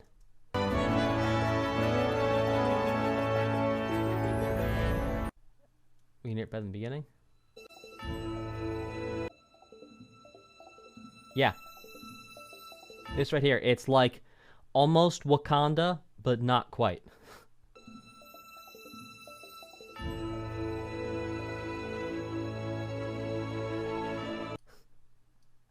It's almost Wakanda, but not, it's not quite Wakanda. It's like dollar store Wakanda. Right there. Dollar store Wakanda, right there. Buddha diggity don't, Buddha diggity don't. Now, not dollar store Wakanda in the sense that it's not good. Dollar store Wakanda in the sense like you've heard the theme, the leitmotif for Wakanda, and it's like that times 200. So cool. Let's check out Fort Ouroboros. So my thinking was that was either representing machines or little miniature goats pulling miniature carts with miniature goods and wares on them. It was one or the other. And so I'm glad I had that right. Half right. One of my options.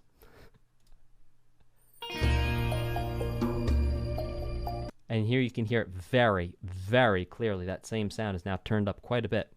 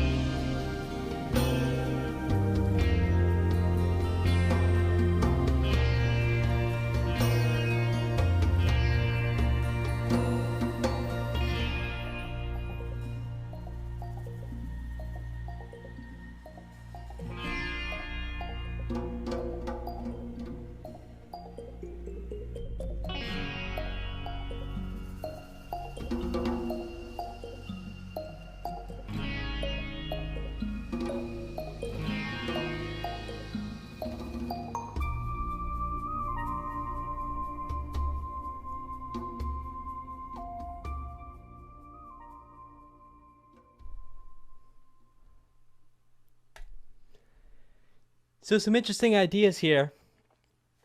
If we take a look at the use of this instrument right here.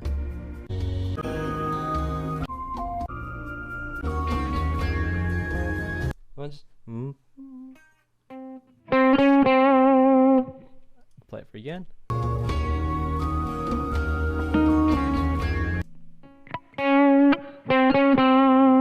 Instrument that just did that.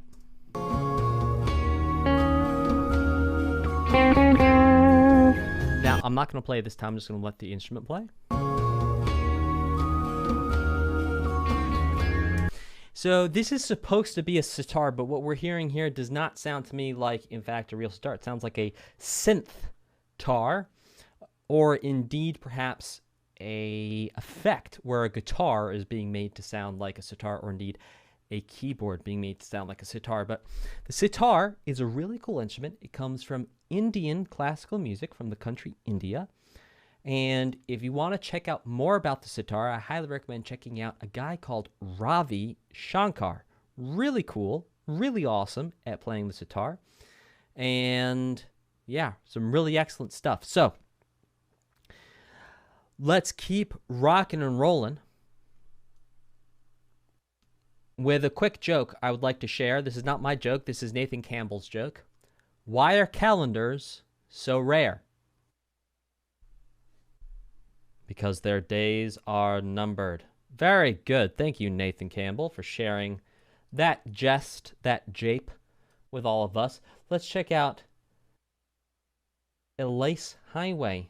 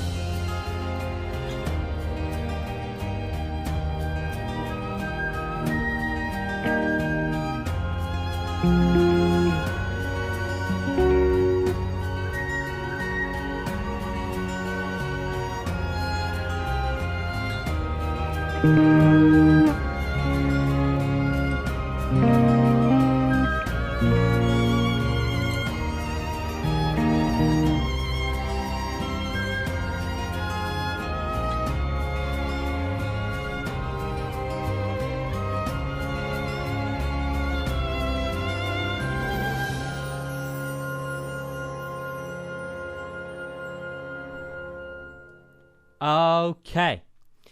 So, before I break this down, because it's a really interesting, fun music theory thing here, before I break it down, let's actually listen through the night to see if it's also present here in the night theme, and then I'm going to clue you in on what's going on.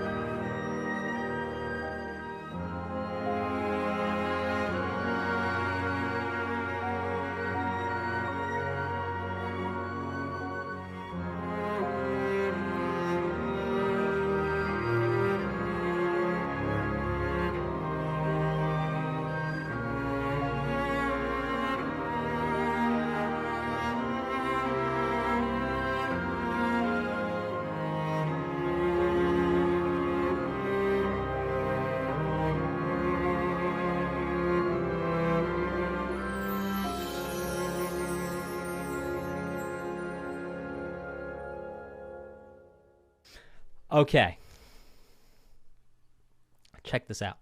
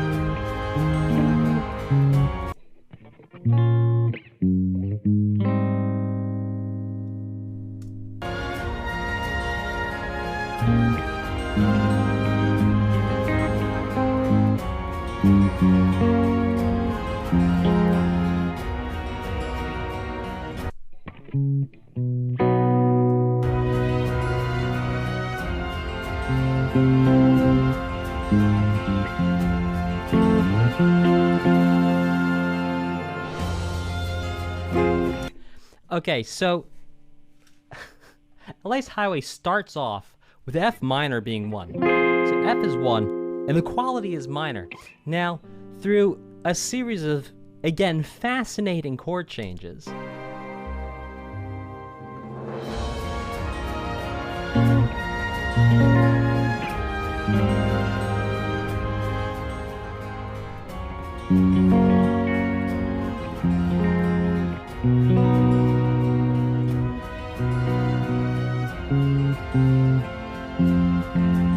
so we stay, for the most part, in and around F minor until we get right to the end here. Now, right at the end here, something very interesting happens.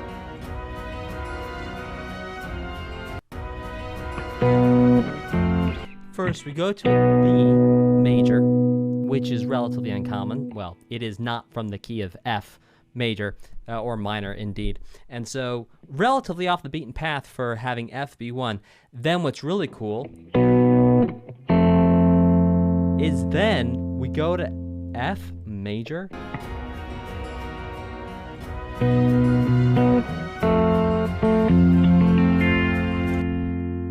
Feeling like the F is going to be 5, that'll lead us to a B minor, B flat minor. But no, indeed, as we see here, it pivots straight into the parallel minor.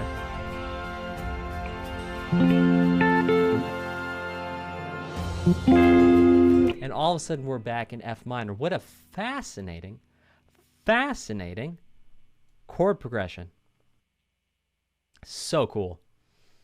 Really, really, really cool stuff. Yoda Soda says, I just started learning guitar recently. Yoda Soda, I wrote a book for you. It's on Amazon right now, and it's free on Amazon right now, called The 14 Unshakable Laws of Learning Music. Go get it. It's free. It will help you learn guitar and know what you need to do next. Let's check out The Great Sea Stirs.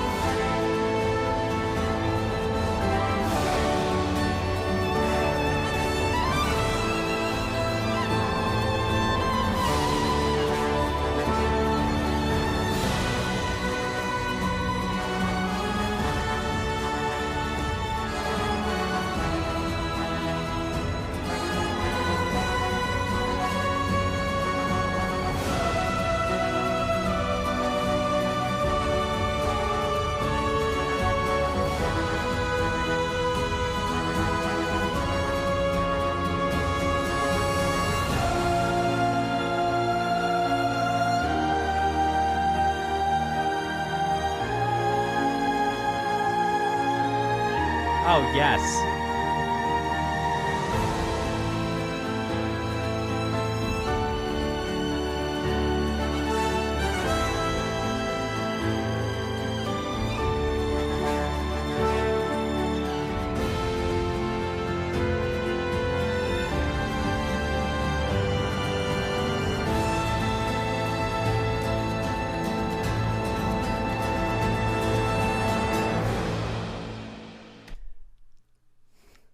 I would give 99% confidence that this is happening in the Erythrian Sea.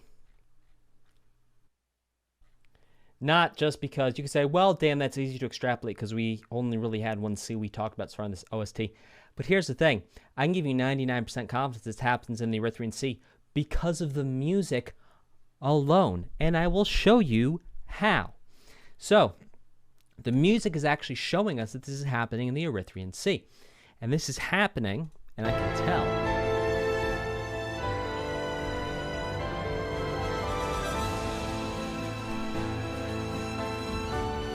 Right there. Because guess what happened right there? We had a 1 minor to a 4 major. Yes, it's in a different key. So far for the Erythrian Sea, we heard in the original, well, the first one we heard was G minor to C major, G being 1, so G, A, B, C, C being 4. The next time we heard it, if I recall correctly, and I might not, it was D minor was 1, G was 4, and indeed we heard a different key when we had that, there was a fort that was in the area of the Erythrian Sea, and we heard that 1 to 4, little bit of a chord, well, I'd call it a chord motif, sure, why not? I mean, to call it a motif technically is not correct. Chordal gesture associated with it is a motif of sorts. Anyway, I'll work on how exactly to categorize that. But in the meantime, what we have right here again is a 1 to 4. In this case, A is 1 minor and D is 4.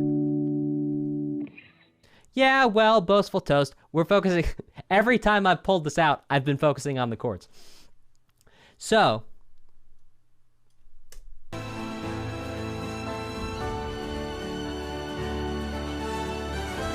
right there.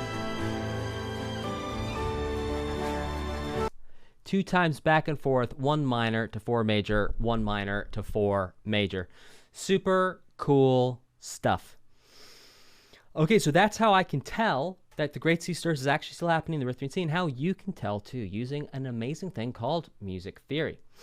Okay, let's look at Ultimate Enemy.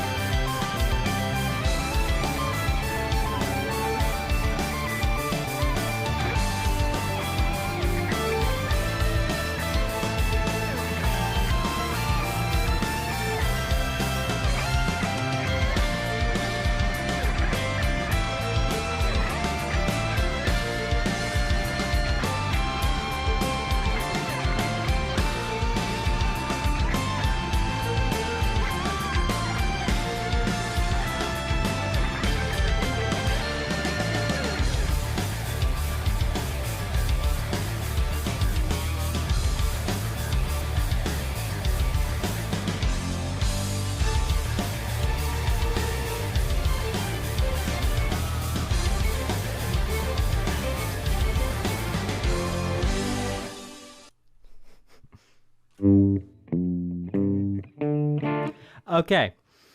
So some fun things going on here. Number one, just a sprinkle of music theory, and then I want to point something out to you, is in the key of D, and then D minor, and then at the end it's going flat 3 to 4 back to 1. Very common thing in rock, classic rock. Ooh, I mean, yeah, AC/DC type stuff. Okay, now to point out something to you, which I think is so cool. So if this song was just as it was, I would have had a great time, and I would have loved it, and I would have given it a 5 out of 5, because I really enjoyed it. Now, what really takes this to the next level for me is the mixing and the artistic intention behind the way some of these sounds are designed, and the overall feeling and experience of the listener. So check out this little tidbit in here. But my gosh, does this give away that the person was putting in so much love and so much care into this piece of music. So check this out.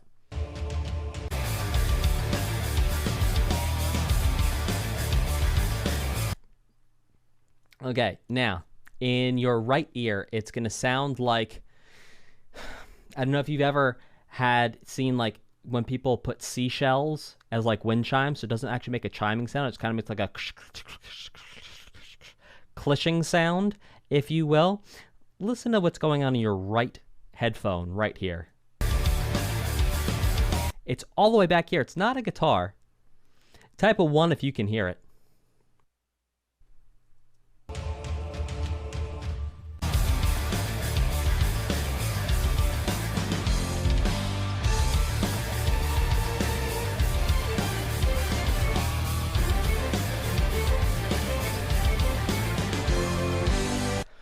Okay, so, yeah, sort of ticking. Yeah, exactly. Kilroy, NL. Very faint. Yeah, so it sort of sounds like a ticking, like a clicking in your right ear. I'll play it one more time, see if you can hear it.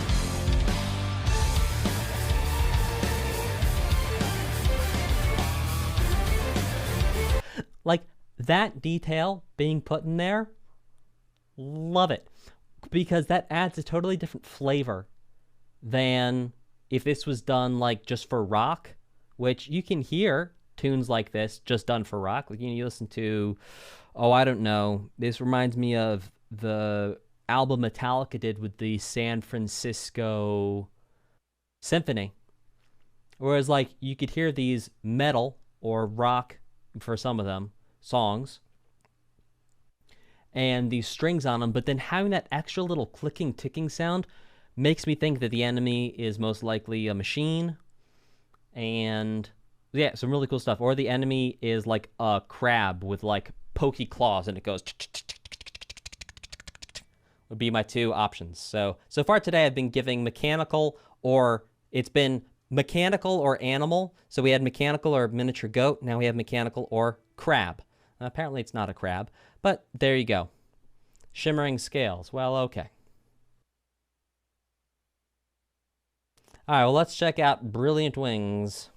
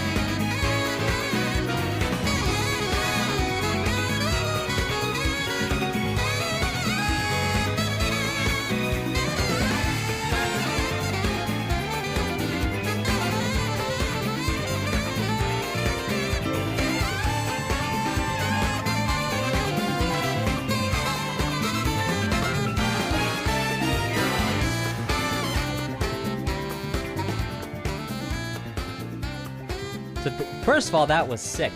Let's have a little discussion about genre, shall we? Because I don't think we've talked about this in this OST reaction. What is genre? Well, genres, the idea of genre, was created by record companies to sell more records back in the day, and then CDs, and then tapes, and now whatever we're doing.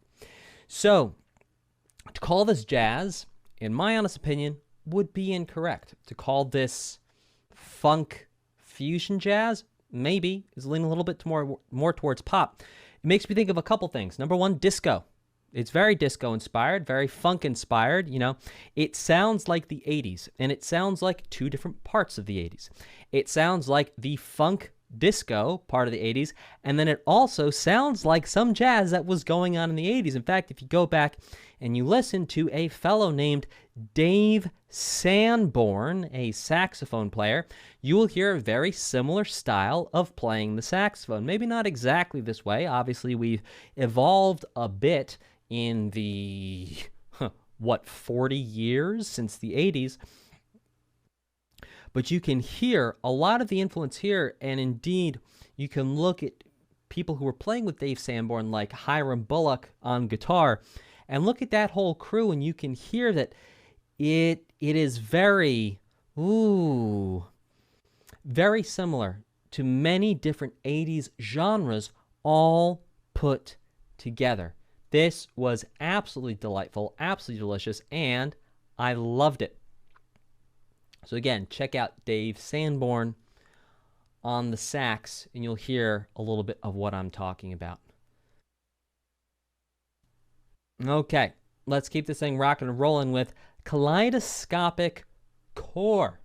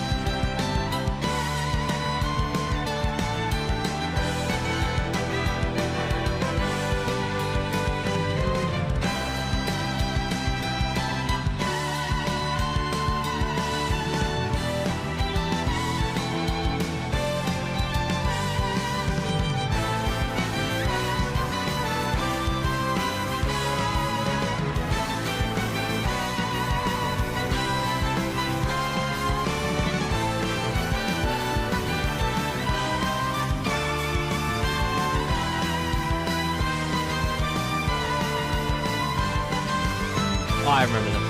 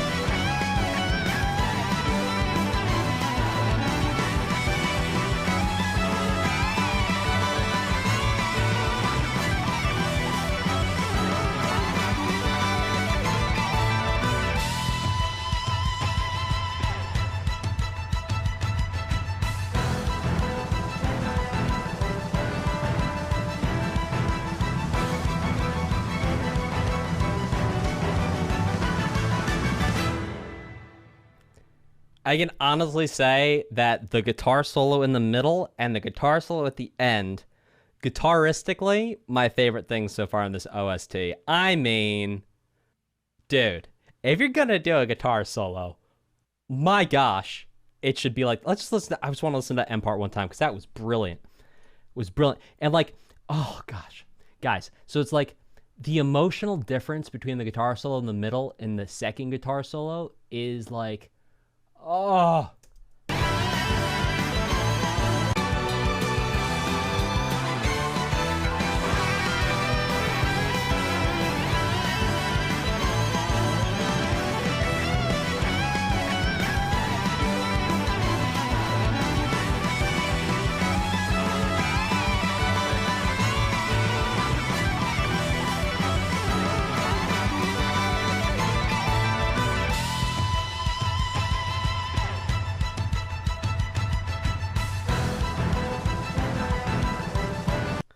Guys, that's tremendous guitar solo. That's amazing.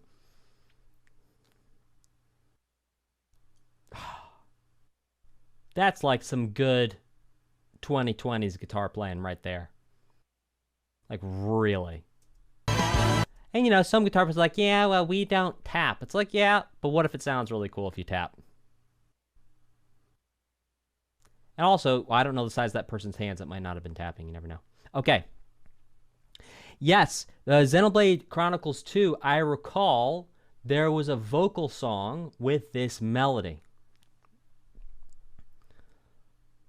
Incredible. Incredible. Incredible. I mean, if you guys ever want to know what a good guitar solo sounds like, come back and listen to this piece of music.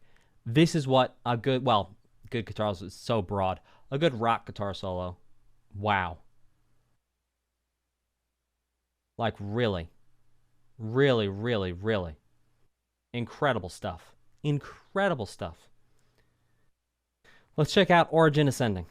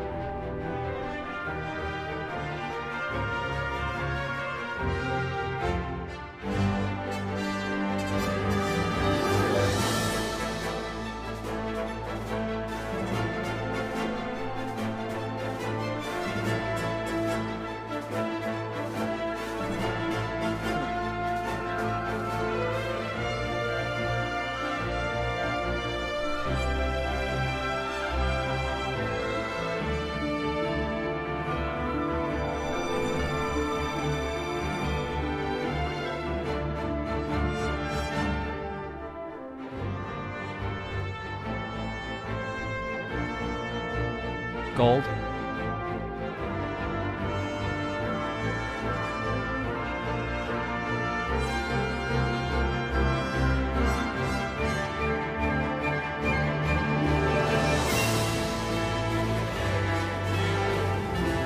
Gold.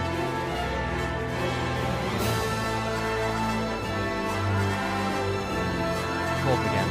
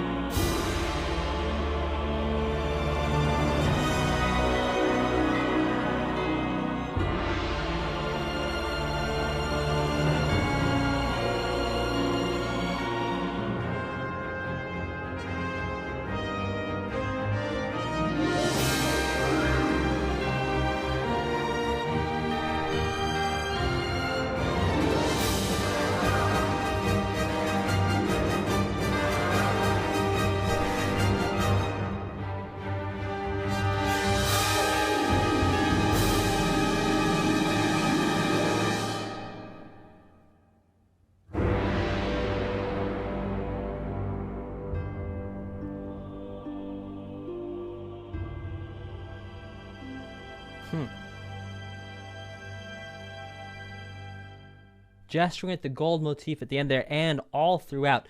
Two things I want to point out to you. Number one is the simplification of the pineapple motif here. So we have...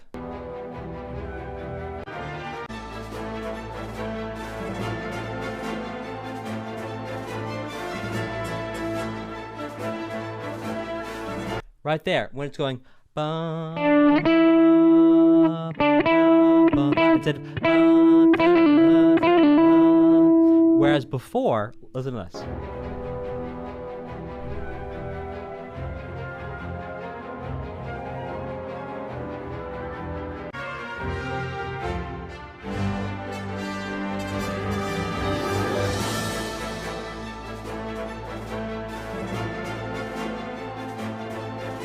Right, so instead of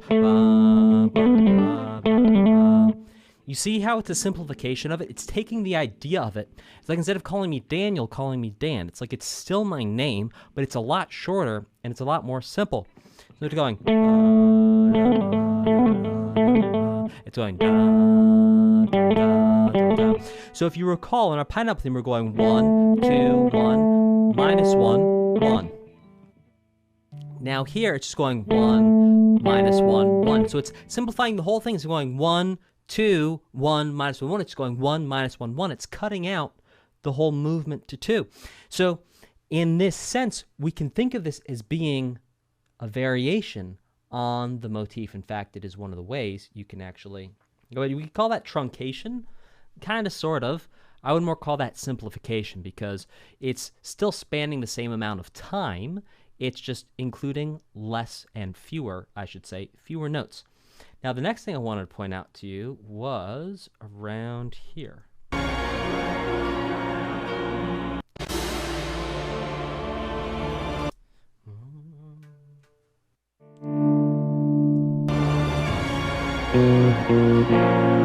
This movement right here.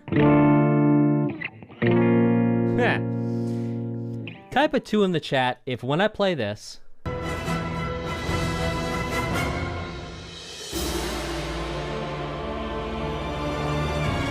type a 2 if that was the start of every 90s movie that had a scary house in it that you ever watched. Type a 2 in the chat if you grew up in the 90s and you've watched movies with scary houses and you've heard that exact sound right there at least once. Right there. And oftentimes, that's the introduction to the scary house, and it stays right there. Here, it changes. But what's interesting, to break that down from a music theory perspective, what's happening is that we have a minor chord on D, which we're going to call 1, and then we go down to the flat 6, but instead of having the flat 6 be major, flat 6 is minor. Yeah, most likely you heard it in Spider-Man as well. Yeah, I have a over 80% confidence that shows up in the Sam Raimi Spider-Man films as well. No, not Dorian.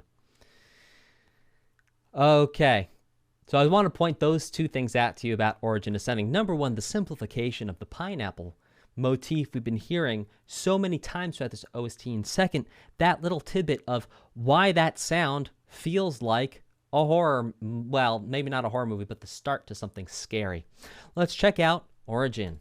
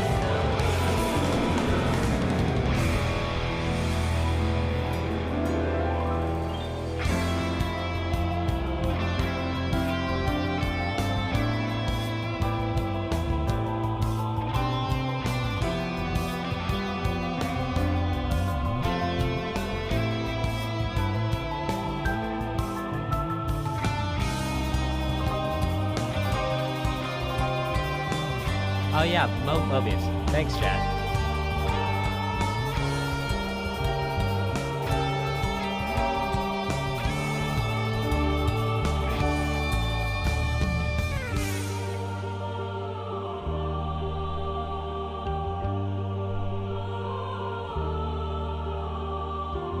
Not quite.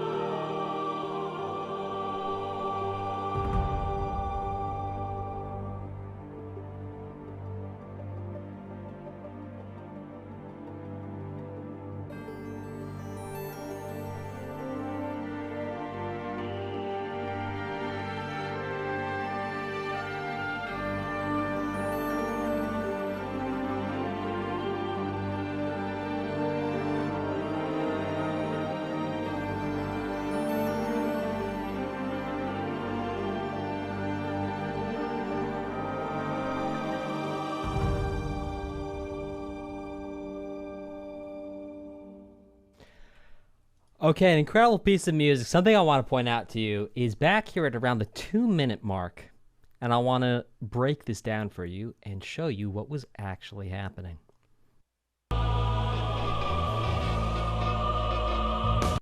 That right there, that you heard in your left headphone. Let's listen to that again.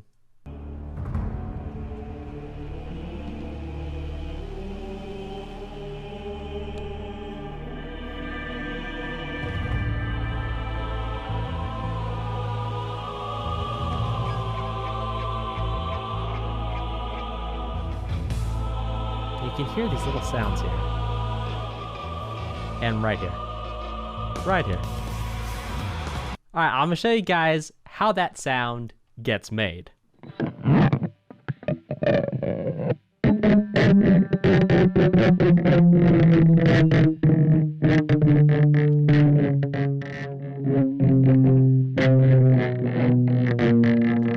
Okay, so what's happening there? I'm actually taking this pick here, and there's little ridges on this string. And basically what happens is the way you make a string most of the time is there's a metal wire, and then there's metal wires wound around the metal wire.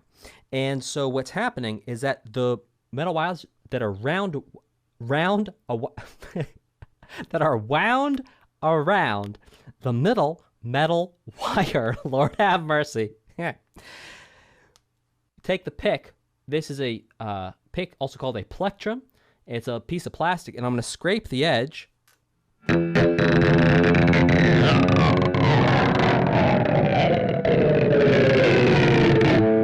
on the string. So over the little bumps of the metal bits that are wound around the central piece of metal, I'm scraping those little bumps, and that creates that sound right there. Yes, so the little ridges. That's what creates the sound.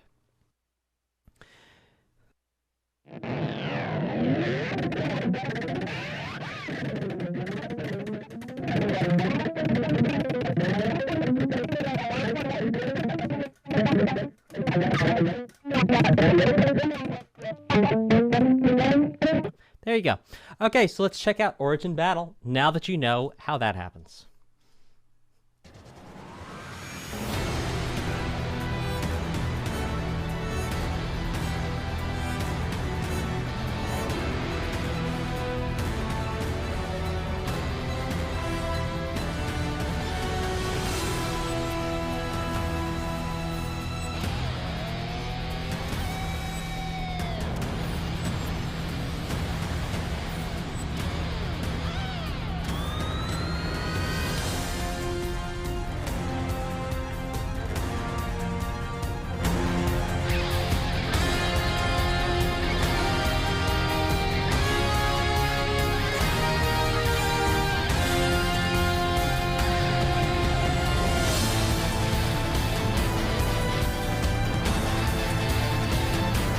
Heard that. You've heard this motif right here in the guitar right headphone.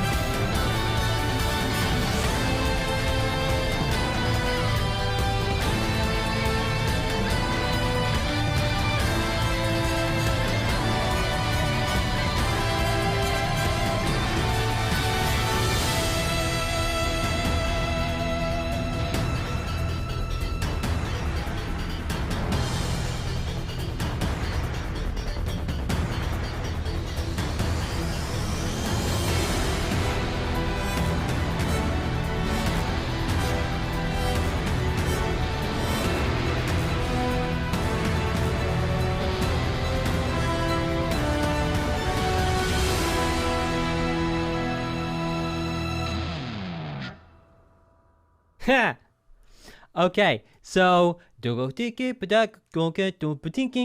we heard that before. What was the name? Because I don't remember the name of that. That was Against the Odds.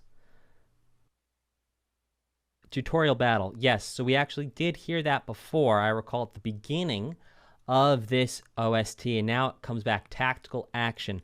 Thank you very much, chat. And indeed, we heard before we got into that tactical action some pick scrapes going on in that guitar part. How cool that you all know what that is now. Okay, let's check out Noah and N.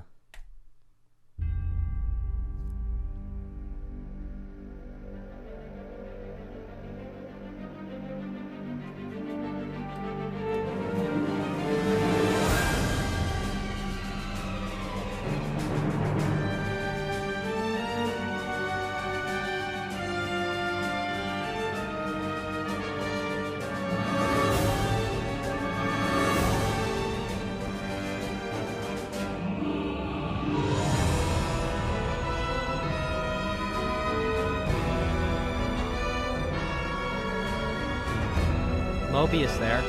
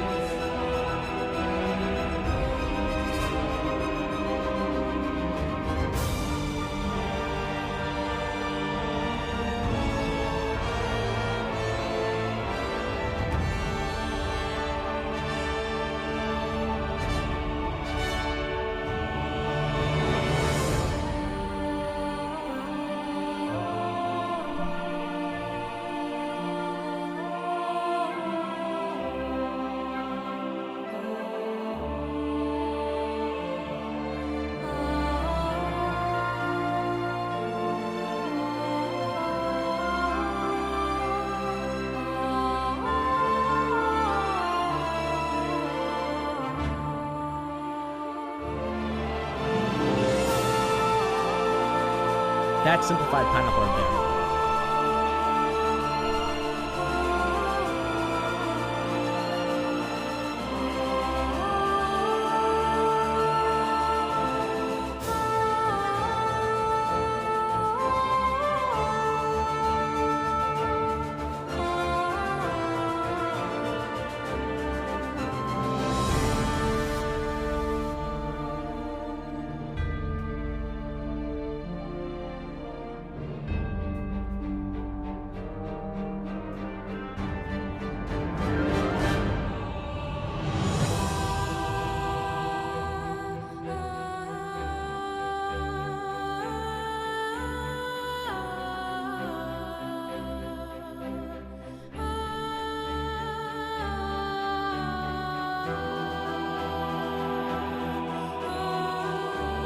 Ah, yeah. Ouroboros.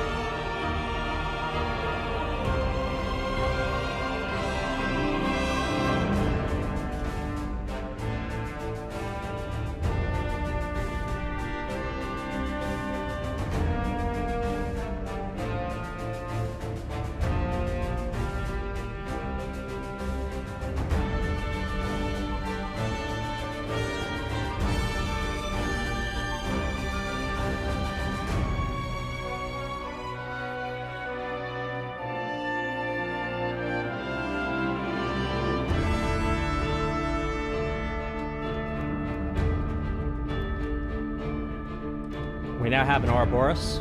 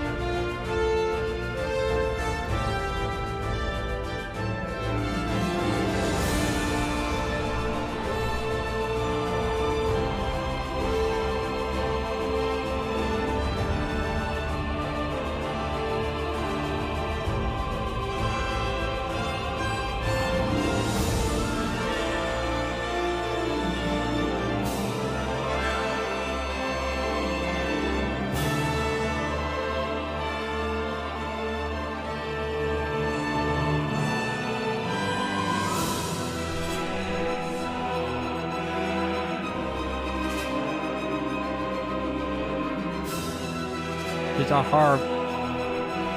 That's a horror movie. Right. So right here at the end, we have the horror movie that we just talked about a couple songs ago. Pieces ago.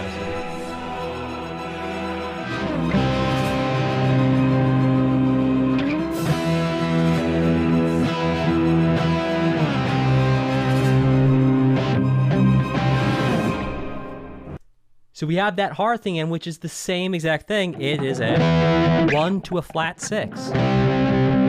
Also, I want to introduce you, in case you didn't catch it, we now have a literal Ouroboros. I just made it out of paper. So it's a snake eating its own tail, which is the symbol for an... Oh, no. Help. There we go.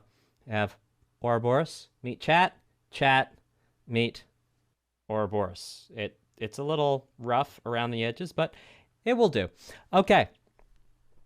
Let's keep going with Grand Theater of Life. Wouldn't a Moebius strip just be like a figure 8 inverted? Isn't that what a Moebius strip is?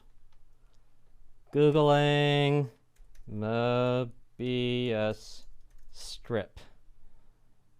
Yeah, it's a figure 8. Oh, no, it's not a figure 8.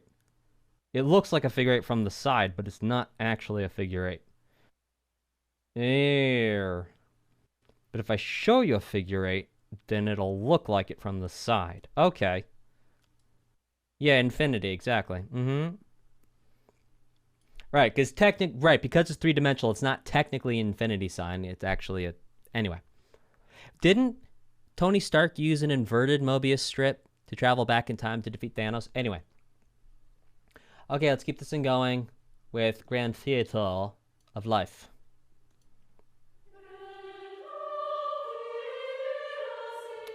Whoa, tri-lighting, that's deep.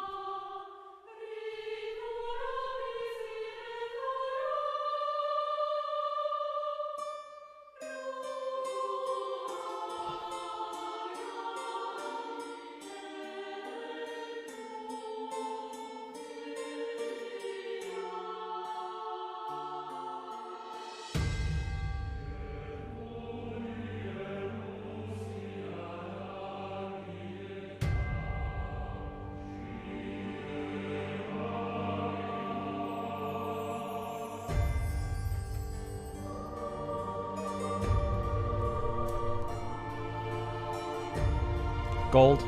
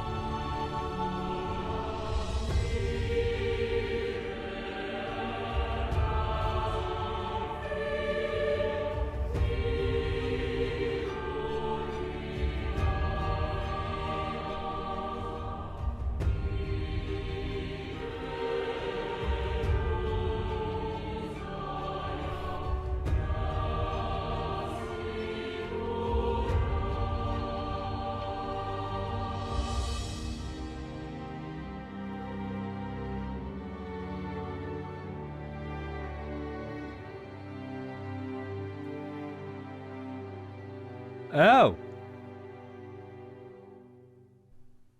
Ending on the... Who's that?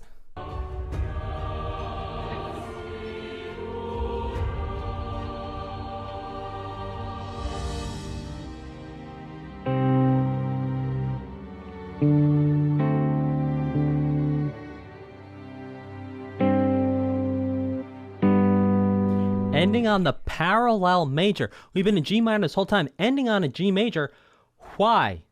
Why, I ask you? What duality, the grand theater of life, perhaps indeed ending on a minor chord in the same way that Dante's Inferno is actually the Divine Comedy, in the sense that just so long as there's a happy ending, the whole thing's fine. In a larger sense of the idea. Perhaps. Indeed, to catch you up, if you're just joining us, we have A pineapple. For a theme pineapple that I will do my best to raise and point out to you, we have the back of my iPhone 8, which happens to be gold, which we will see for the Ecstasy of Gold motif. We have a Ouroboros symbol right here, indeed, and we have, not my proudest artistic moment, but we have a Moebius strip right here. And again, like I said, not my, I don't think even my mother would put this on the refrigerator. I think she'd be like, yeah, you know what? Everyone's got to start somewhere. So let's go ahead and keep rocking and rolling with Harbinger of the End. But it's interesting because it starts with the letter Z. So Z-Harbinger of the End. Let's check this out and see how many of these I will need to use. My gosh, here we go.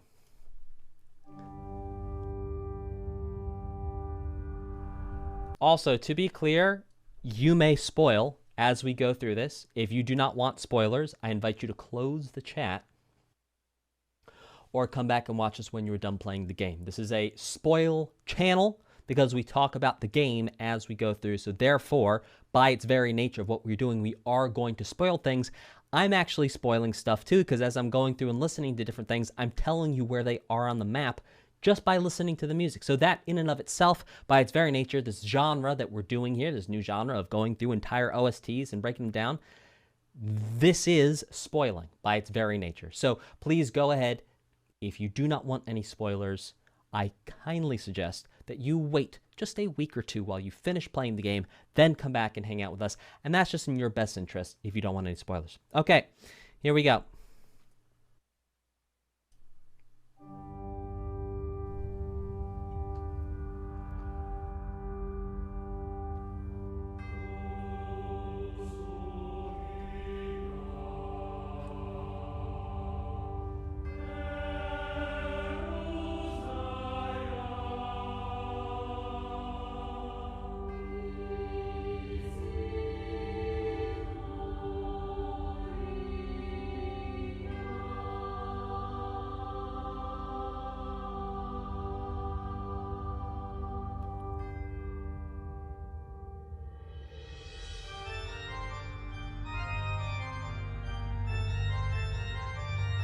Heard this like song before, piece before.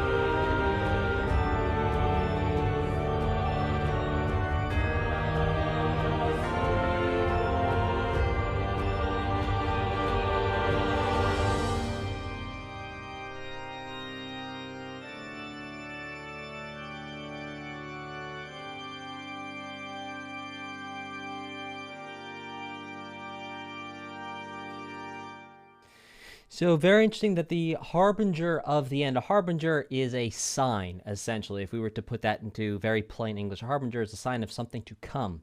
So a sign of the end, right? A sign that the end is coming. And interestingly enough, we heard gestures at Moebius through, but then it didn't go to the, it went. So a variation on Moebius. We also heard pineapple several times, and we also heard gestures at gold coming together. So what's interesting is as we head towards the end here, a lot of these songs, as they have been, fair enough, but like this was just filled with motifs, brimming indeed with motifs. And I'm sure there's quite a few I missed because I wasn't keeping track of them. I'm only really looking for Ouroboros, pineapple, gold, and Moebius right now. Okay, let's keep this thing going with the Two Queens of Aionios.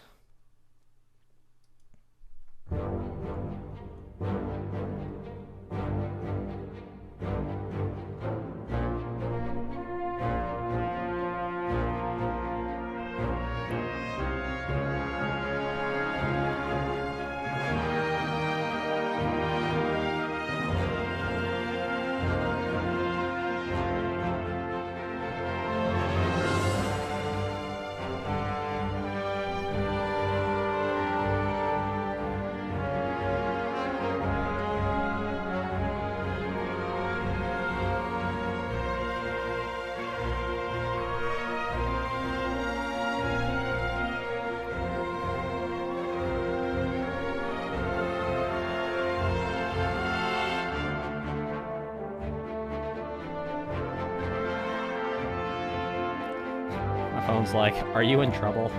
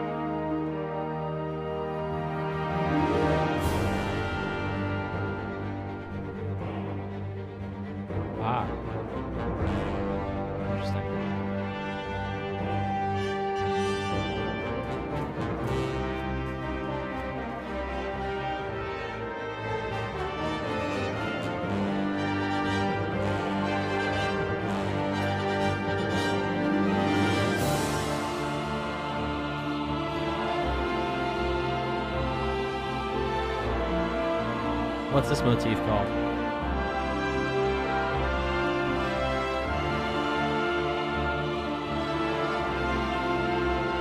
This is Ouroboros? Is it? I lost the Ouroboros. Thanks, guys.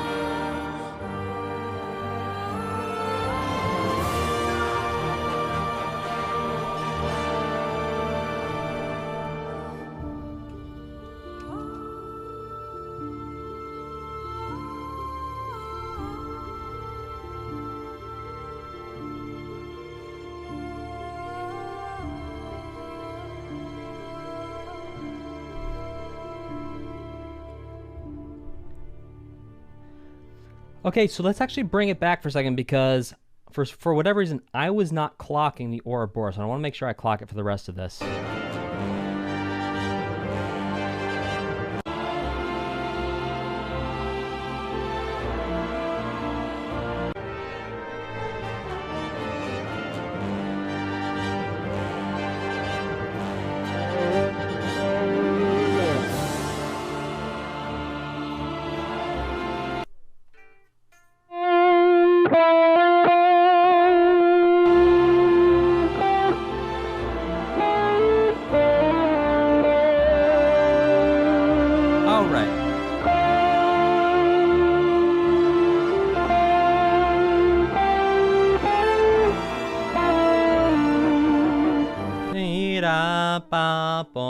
Great. Okay, I got it, I think.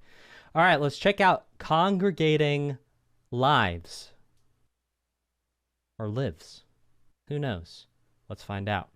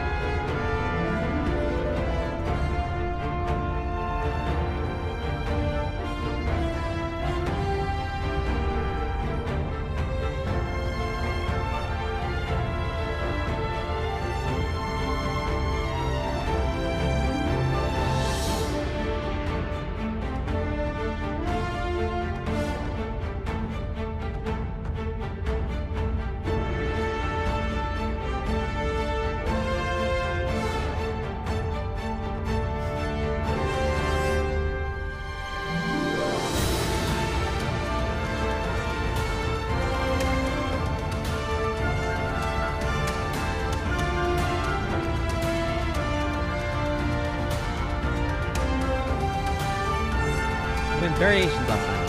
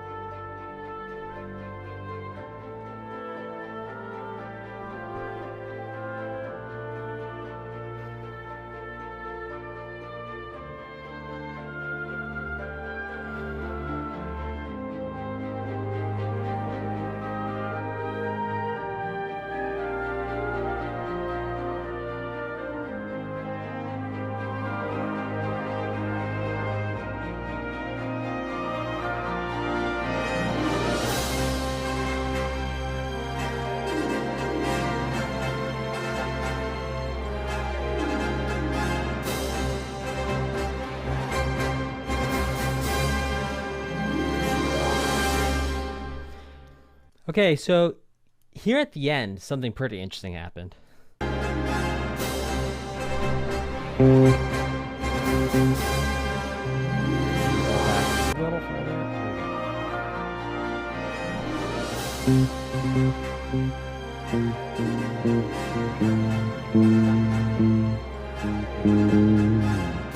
So right there, when we hear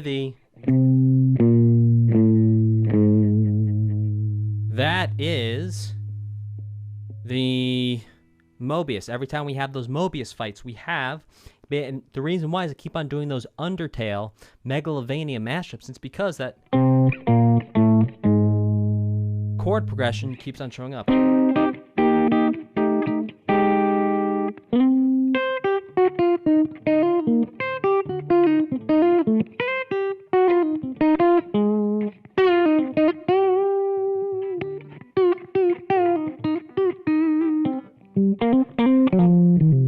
Okay, so let's keep going with Showdown with Zed.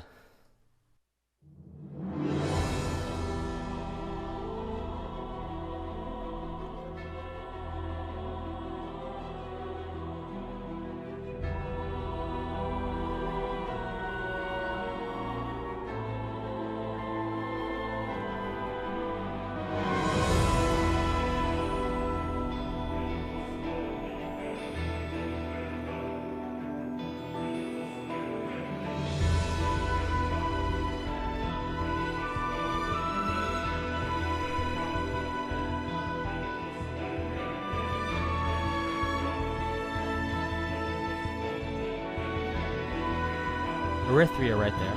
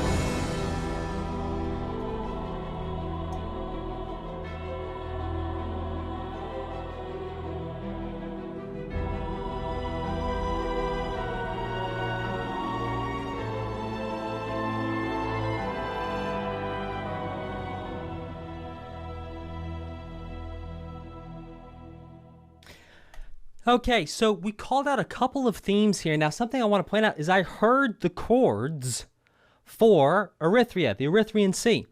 Now, chat said, no, this is not Erythria, but could we see Erythria from here? It was some part of that biome visible for Erythria? Was there some part of Erythria that was here, present in this place, or during this time? Technically, yes. Yes. No. We got yes, no. We got kind of. We got kind of. We have yes. We have yeps.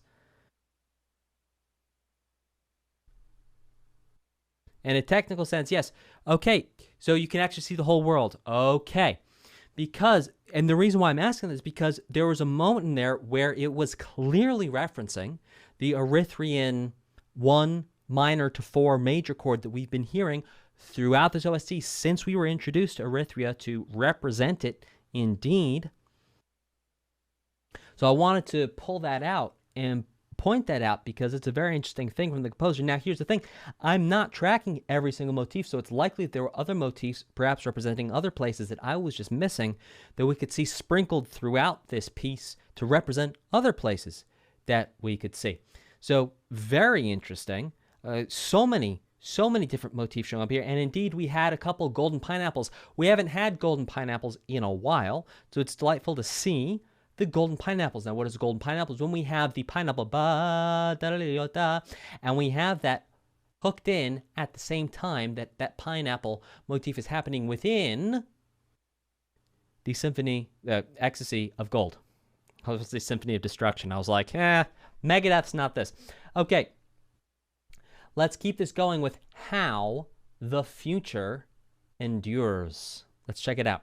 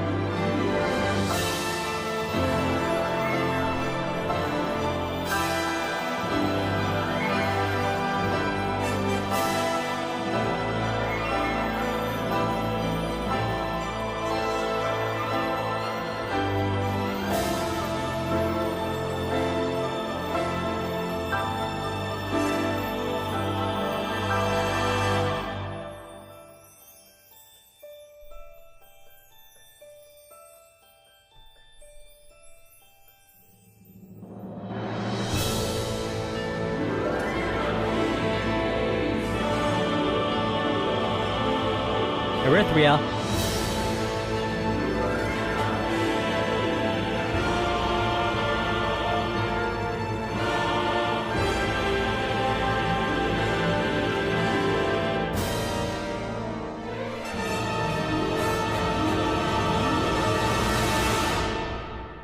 Okay, that was so cool. Plus, we even had a moment where it was like a golden Moebius pineapple. Oh, it was so cool. I don't have enough hands, or I wasn't prepared to. I mean, I'm doing this in the moment as I'm hearing this. This is so cool. And it's so much fun just to focus on these motifs and see how they're showing up again and again. But here's the thing. It's not just about the motifs showing up again and again. You're not tired of hearing them because the music keeps changing. The motifs keep on showing up in new contexts, which means that they're not boring. They're actually exciting. And it's like seeing a friend. Like, I don't know if you've ever been out, like driving, or you've been out on a bus, or you've been out walking, and all of a sudden you see like a family member or someone you know driving by you opposite, and you didn't know they were coming home or going. You're like, oh my gosh, it's you. You're here. How cool is this? Nice to see ya. It's kind of like that,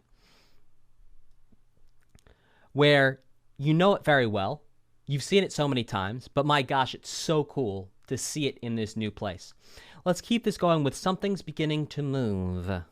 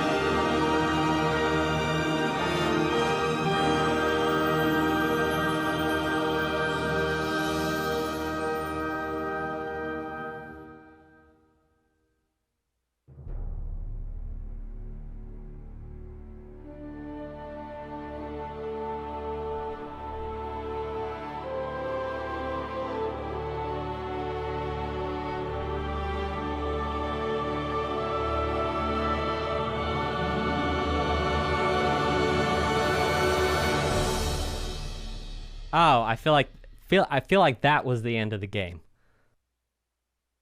Something's beginning to move. Is this the point at which the whole Earth starts to actually move that we would then experience in Xenoblade 1 and 2? I wonder. Let's check out where we belong.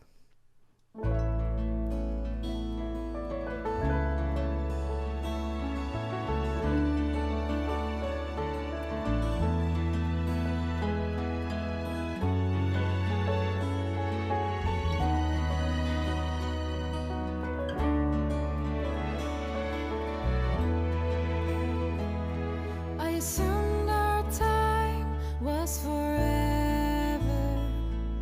Naturally seemed forever.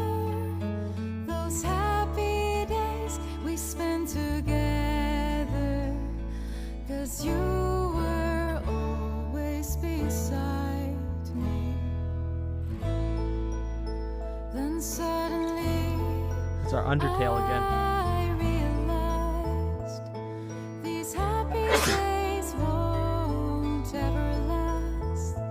Out of all the souls we create, in fact, how we met was a miracle.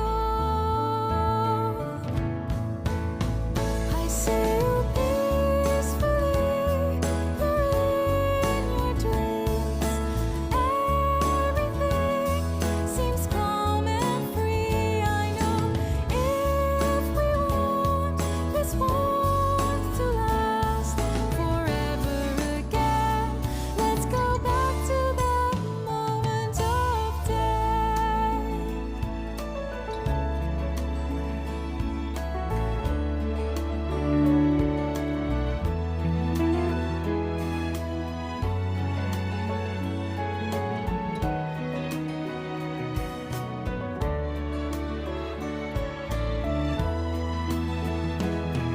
As time goes by and we all change, and not just us, the world keeps changing. But little did I know that this was coming. 'Cause you were there, always smiling. Tell me that's not Undertale right there. You'll be in the future. I wouldn't know, it's hard to figure. But by accepting this feeling inside, we'll eventually create a miracle. I see you smiling there, so peacefully and cheerfully. I see you talk at me. These happy days must carry on. So once again, let's go back to that day, to where we held hand in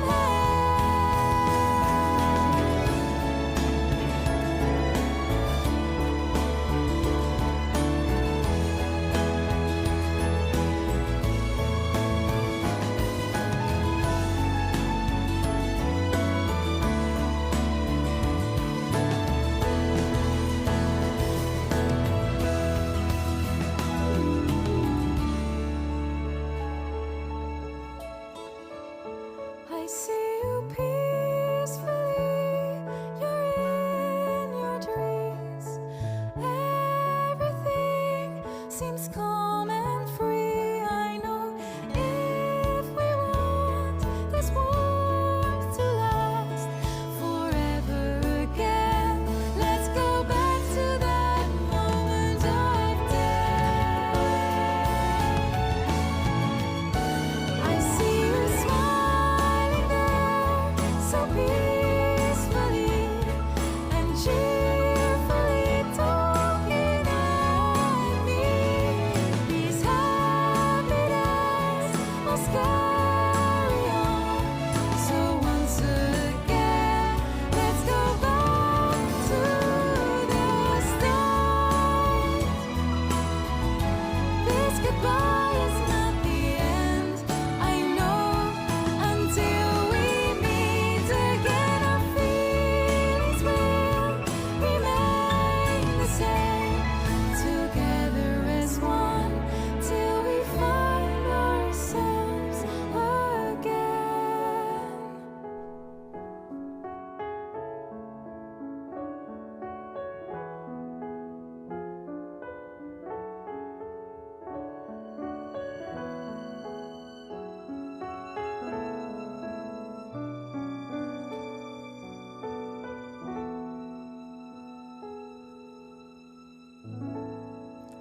beautiful, incredible vocals. Oh.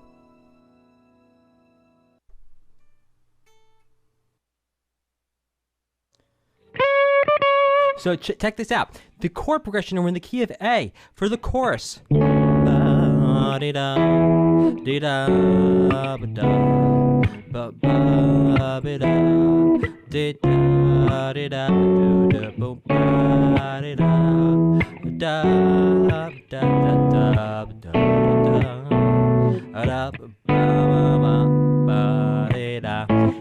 Delightful. I know all y'all are crying and you're like, oh my gosh, it's so emotional. But some really cool stuff here. So in terms of the chord progression for the chorus, we're going 4, 5, 6, 3, 4, 5, 5 of 6, 6, 4, 5, 6, 3, 2, 2, 4, 4 minor 6, minor 6 chord, and then back to the 1. Beautiful, beautiful piece of music. Let's see if this is going with Melia, Ancient Memories. No, I am not mocking you.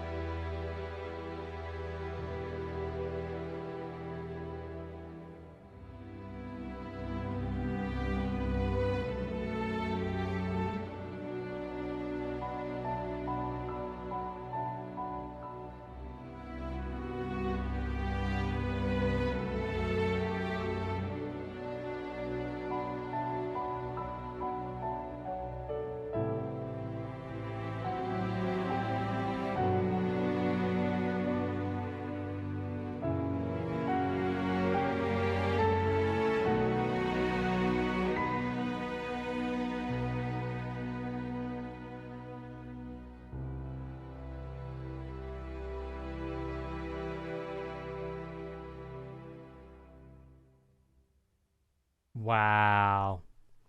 That was gorgeous. And I must say that I've thoroughly enjoyed the vocals throughout this entire OST. The sound is just so ethereal. Oh, beautiful tone. Incredible singing. Something I will say, too, does the singer happen to be Irish? Are they from Ireland? I'd be very curious to know, because it reminds me a lot of Enya, Enya, Enya, who is an Irish singer, and it just reminds me there's something. Yeah, I knew it was an Irish group. We talked about this last stream. I didn't know if the singer was actually from Ireland. But, like, if you guys go listen to Enya and then come back and listen to the way this sounds, a member of an Irish group, some people say maybe she's from the Netherlands. She's from the Netherlands.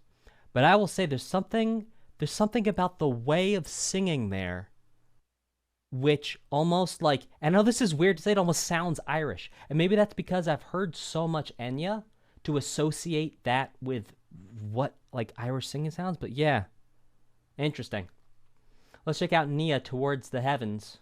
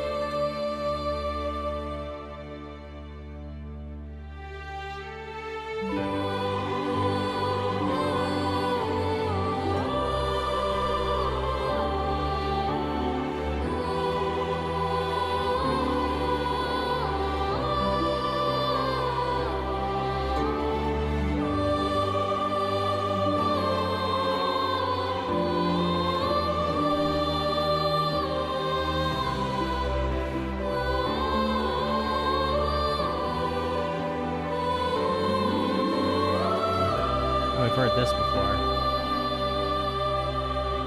This melody, at least.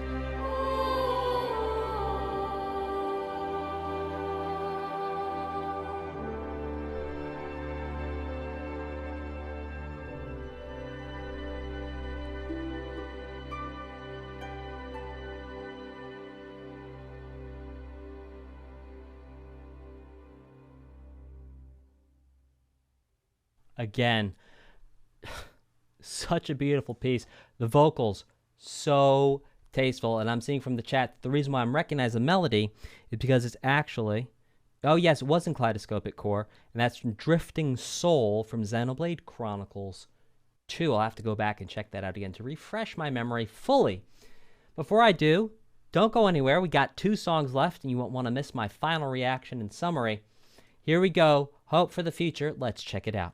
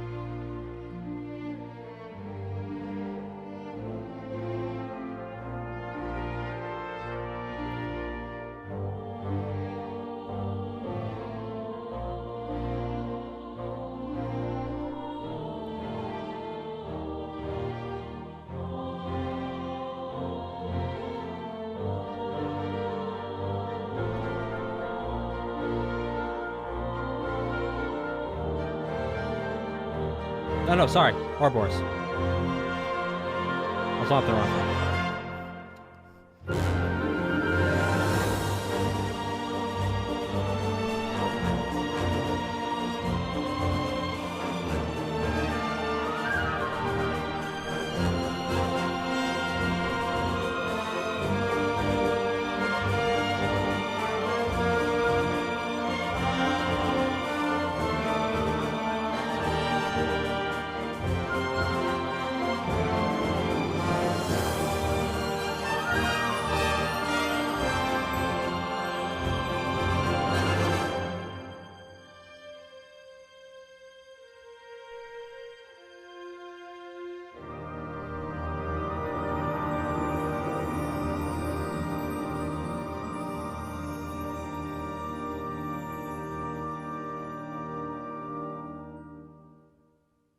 So I have some interesting thoughts.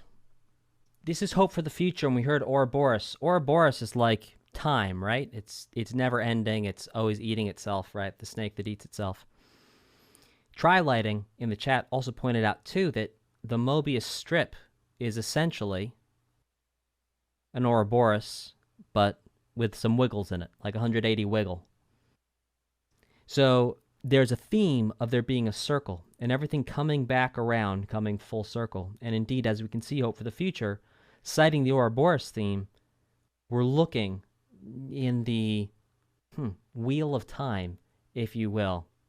Yeah, infinity symbol as well. Yes, of time. And time keeps on going. And so we could even say that the Ouroboros and the infinity symbol, it's the same thing. It's two symbols to represent the same idea. In both cases, time is endless, and past, present, and future almost are inconsequential, and everything keeps moving forward. Let's check out Noah and Mio, our melody.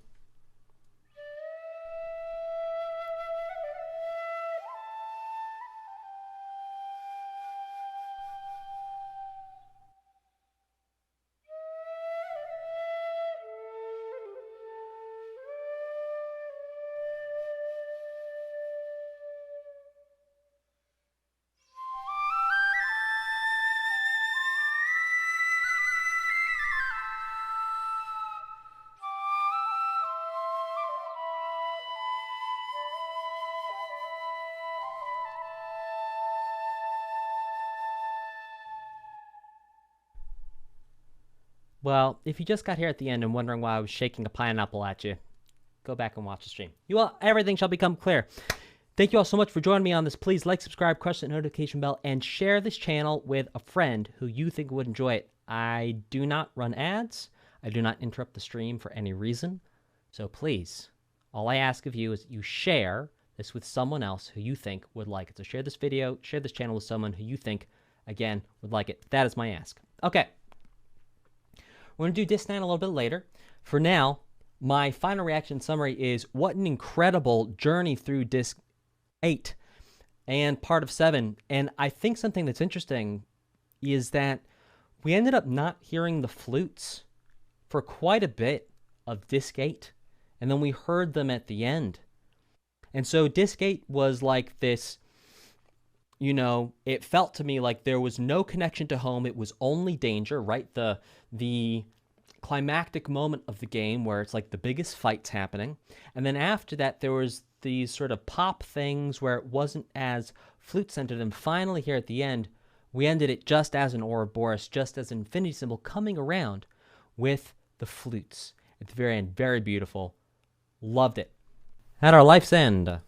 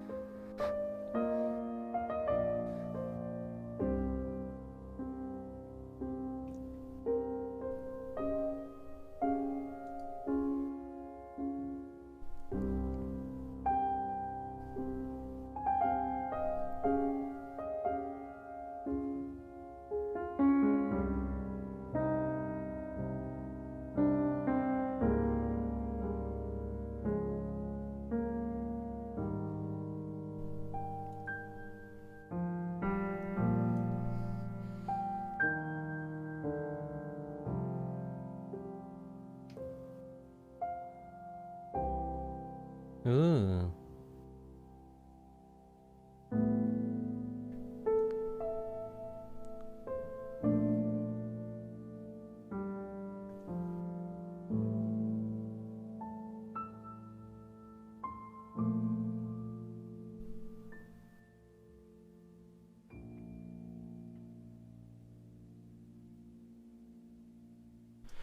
Okay, so what's kind of cool here is we actually heard our gold motif presented slightly differently a couple times. We heard that.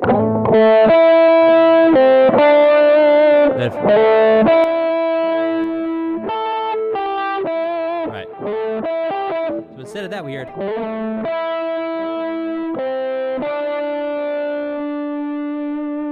And indeed, if we think about the motif,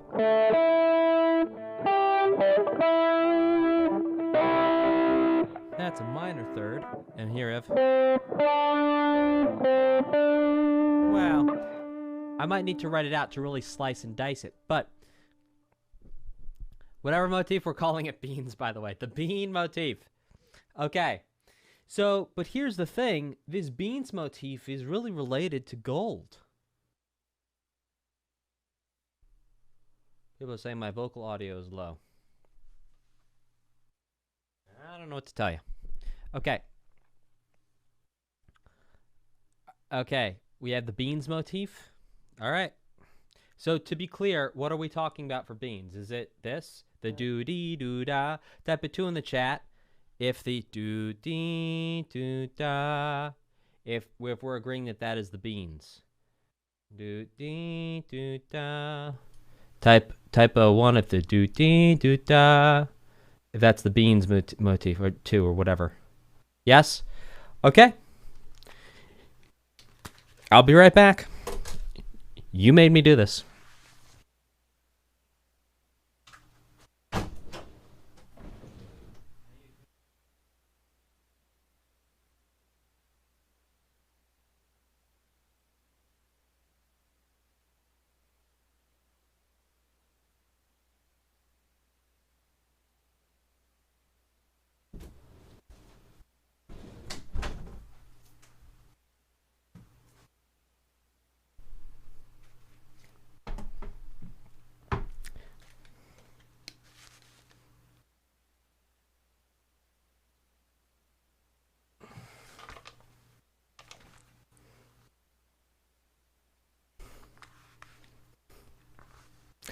Okay.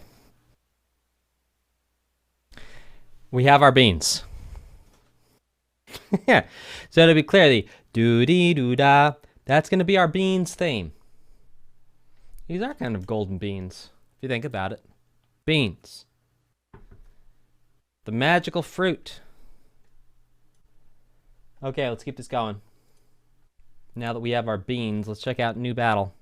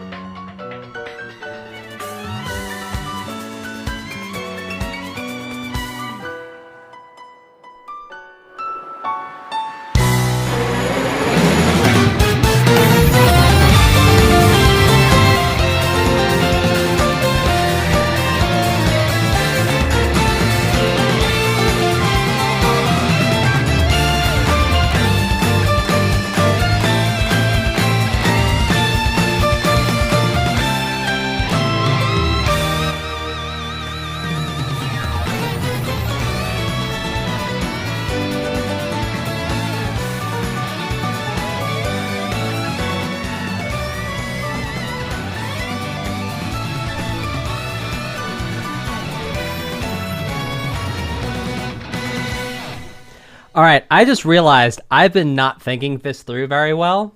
See, I've spent a lot of time recording things and producing things, and I know how volume works. Yet and still, I was making the cardinal mistake of plugging in too much volume. So give me 1 second here, guys.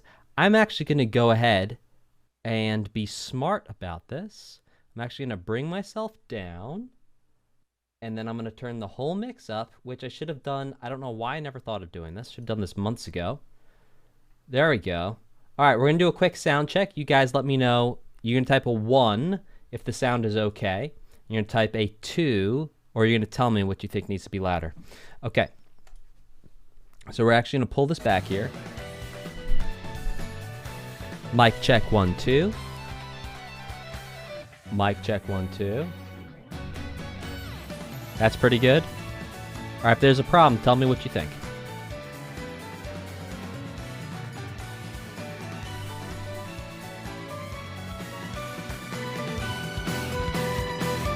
Mic check 1, 2.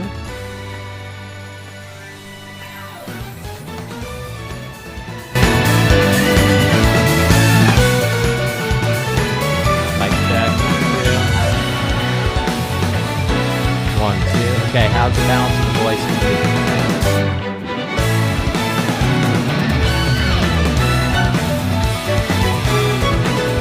Everyone turn your headphones down while we do this. Mic check 1, 2. 1, 2. Mic check 1, 2.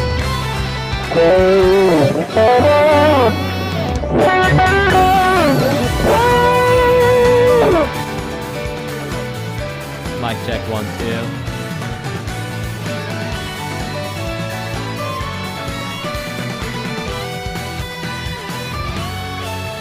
Mic check 1, 2. Mic. Okay.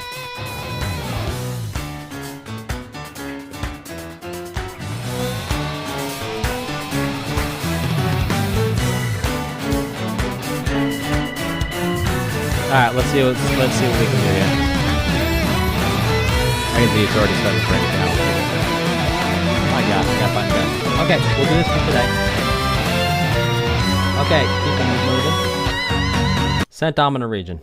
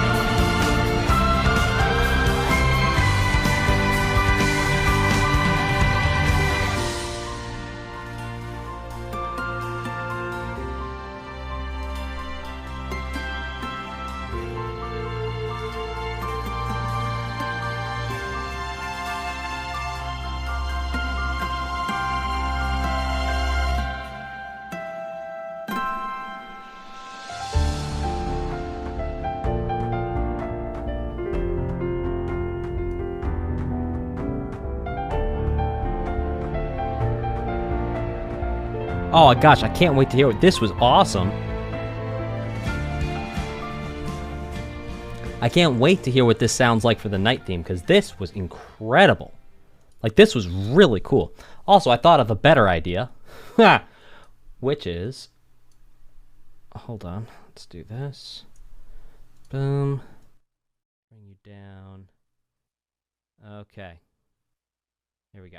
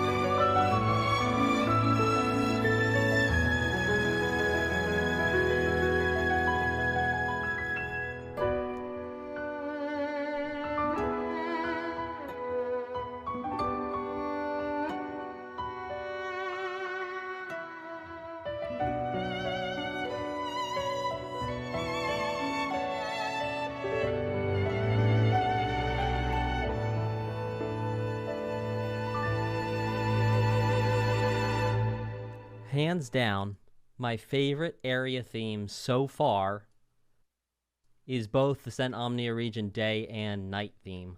Wow. Wow. So tasteful. So tasteful. Like, for real.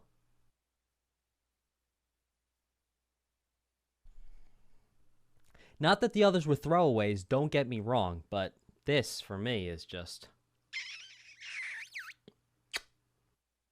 amazing.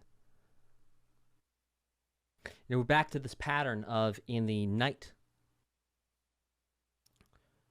theme, that it's actually lower by a minor third. So, yes. So down to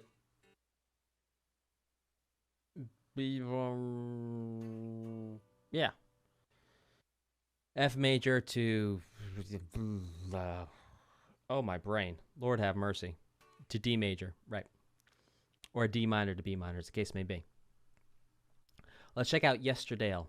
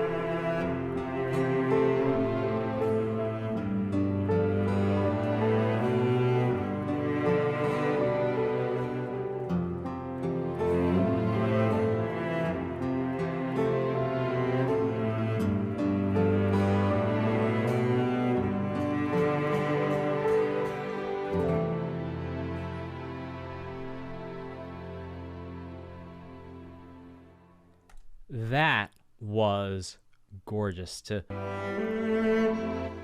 pull one thing out of here.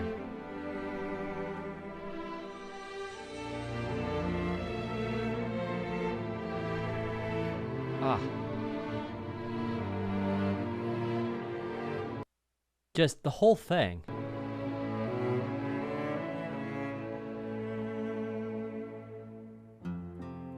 Oh my gosh. Gorgeous. Amazing. Colony 9. Hey, didn't we have a Colony 9 before? If I'm not mistaken, maybe it was a Colony 7. Let's listen to the night version, see if that sparks any memories.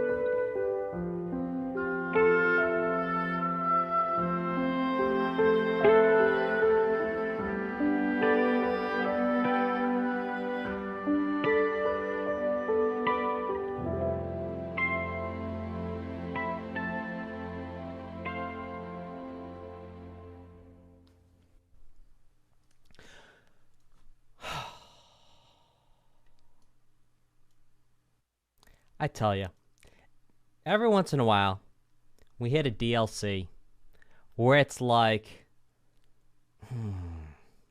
really, really, really, where it's like the composer wasn't under an incredible time rush. Like it was planned. It sounds amazing. Wow.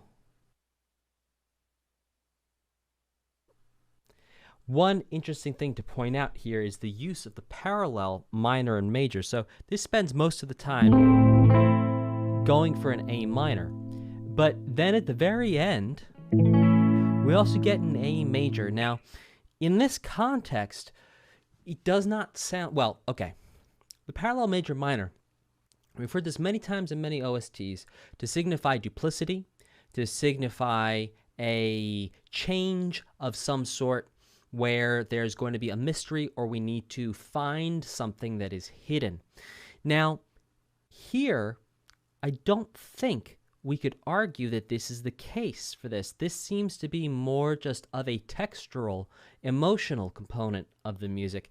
At least from where I'm sitting, it doesn't seem to be that there is a big duplicitous thing going on here. Maybe there is. Maybe there's something sick in this town. But yeah, maybe not. Maybe not. I think it might just be a textural thing. So very interesting to see here, where if we were to take it from the context of looking back at all the OSTs we've looked at on this channel, whenever we've seen this parallel minor to major, there's been so much there, especially going back to like and Echo, so much of the mystery there was parallel minor, parallel major. And here it seems to just be textural. So it's interesting to hear that this being used, that it's not always 100% of the time going to be one of these signifying moments, that it can just be, well, it sounds nice. Cool. Let's check out Black Mountains.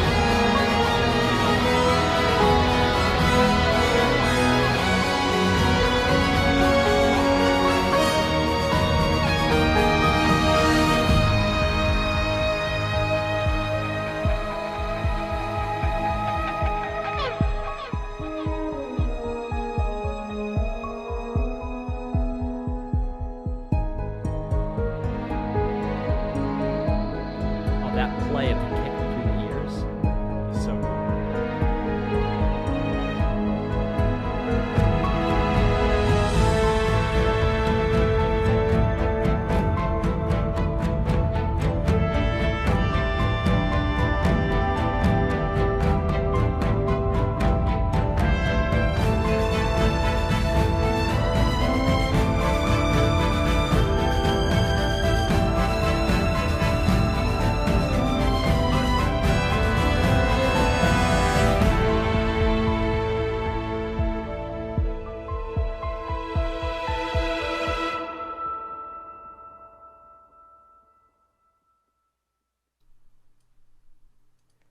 Okay, that was sick. And there was some really cool things going on in there too. Like over here.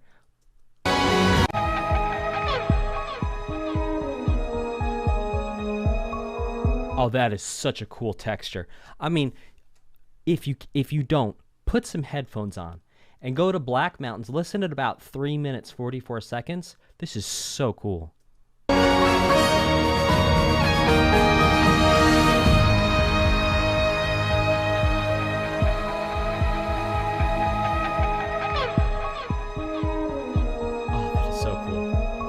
Oh my gosh, that's so cool.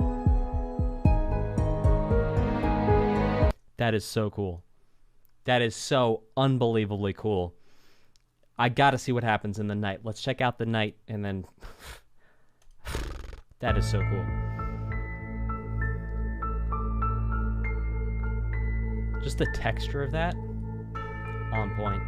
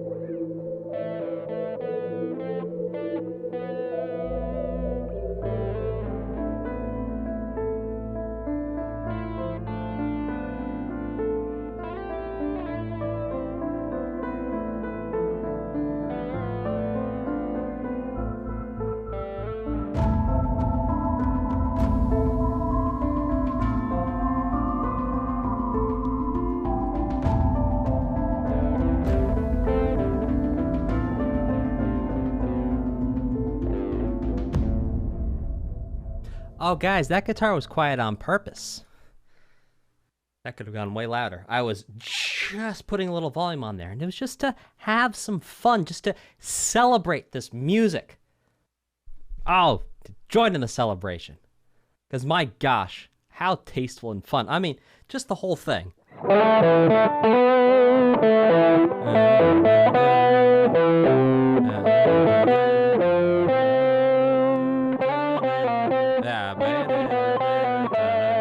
Well, whatever. I kind of got there. Let's keep it rocking and rolling with, oh, a prison island? Interesting. Let's go check it out.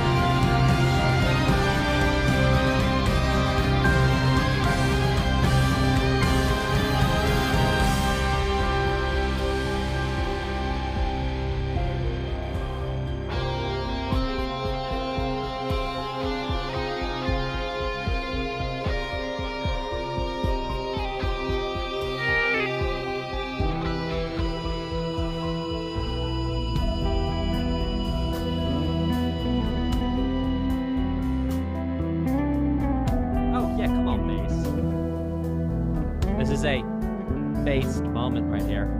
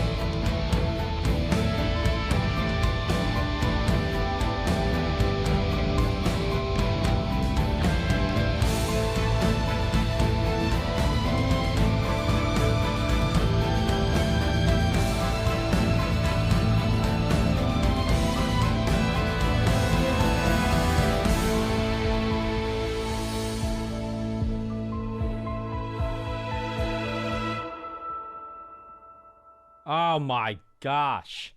Guys, these area themes, IMHO, in mine honest opinion, are fire. And like, oh, that's so good. That is so good. Let's check out the night and see if we can compare the day and the night.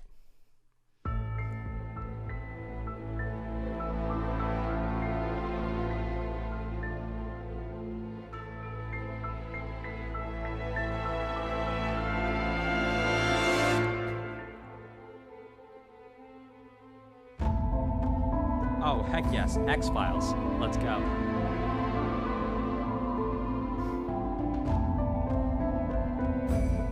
The truth is out there.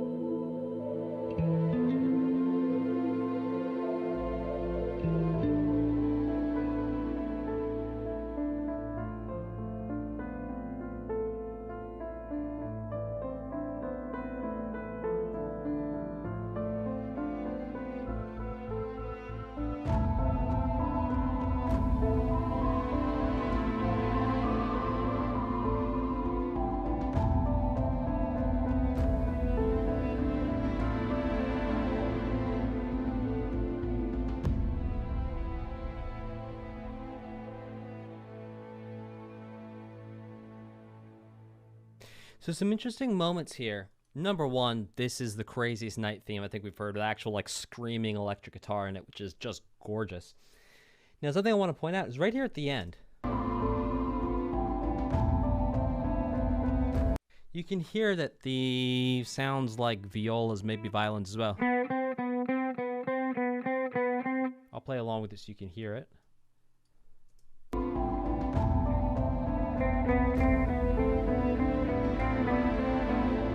Yeah, changing there.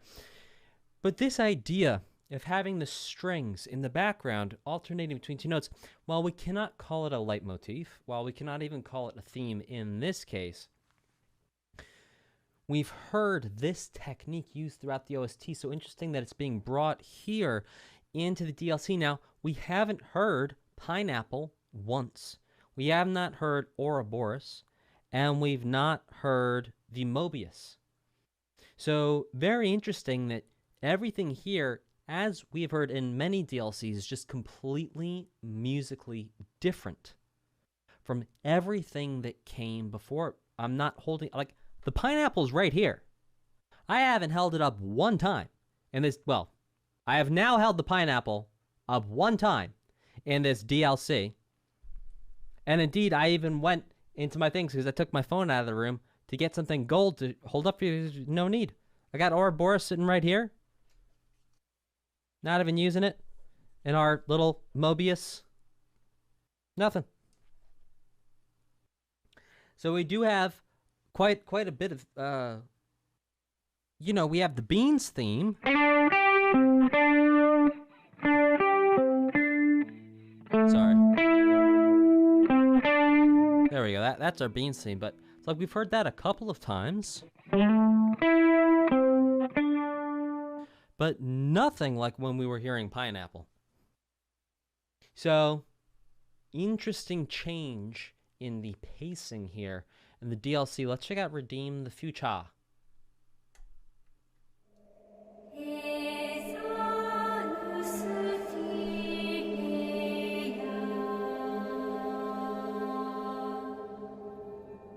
Well, I mean, that was kind of Beans.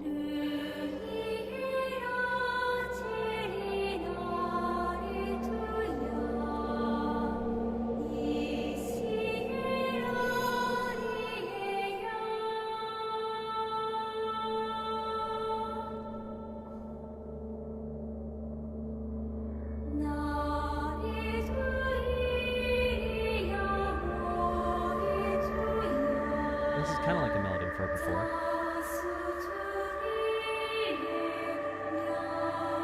Everyone's freaking out in chat.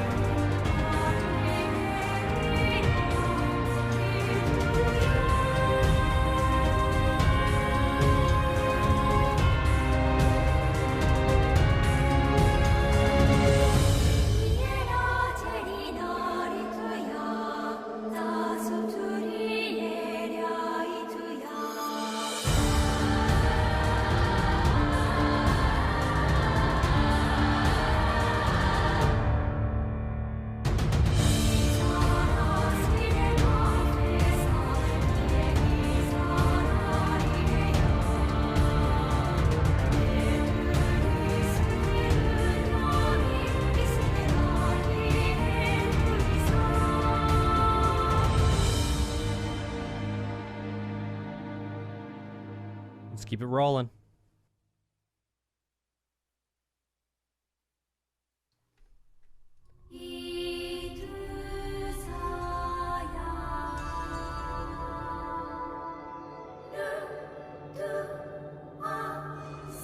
Oh boy.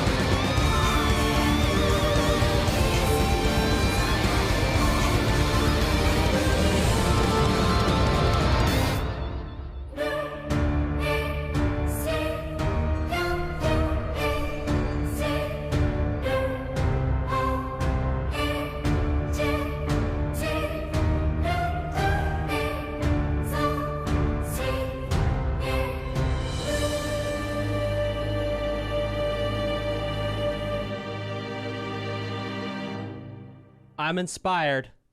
Let's pull this back real quick.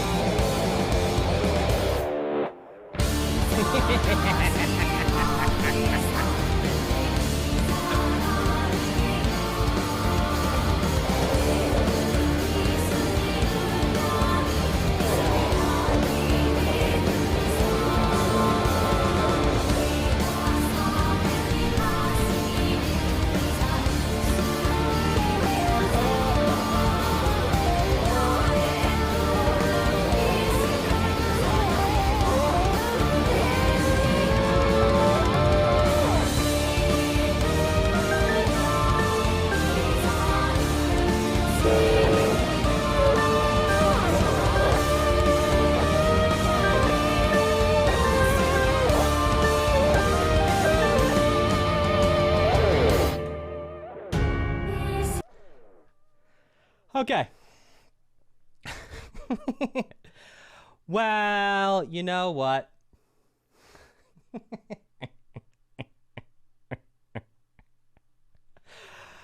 Ah! Okay.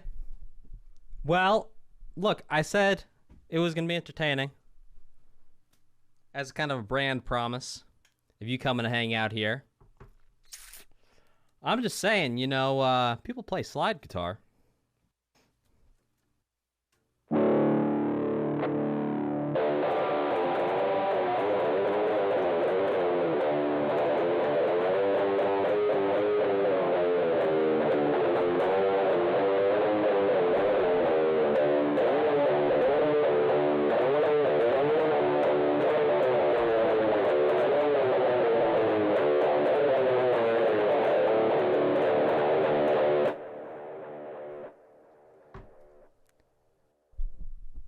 I call that refried beans.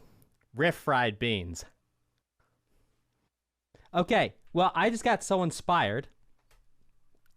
Why does that big trend from the chat says, why does that not sound bad? Why does it actually sound sick, though? Ah! Ah! You guys, I spent years of my life practicing guitar for like 12 hours a day. If I can't make it sound okay with some refried beans, we've got a problem. Oh my gosh, I was just so inspired by listening to Redeem the Future. It was there's so much just passion and movement and energy in that music. How could you listen to that and then not play guitar with a can of beans? I ask you, I posit to you, ladies and gentlemen of the jury, how you could go through this entire OST, which has been fire, which has been, I mean, tasteful, fantastic, phenomenal, and get to the point where you get to a song that literally has the word, and I quote, finale in it, and not go and play your guitar with a pineapple and some beans. Come on, put a 3 in the chat for getting fired up with Xenoblade 3 original soundtrack music and for playing guitars with beans. Type a 3 in that chat. Show me those 3s. Come on now, let's go. Let's go. Here we go.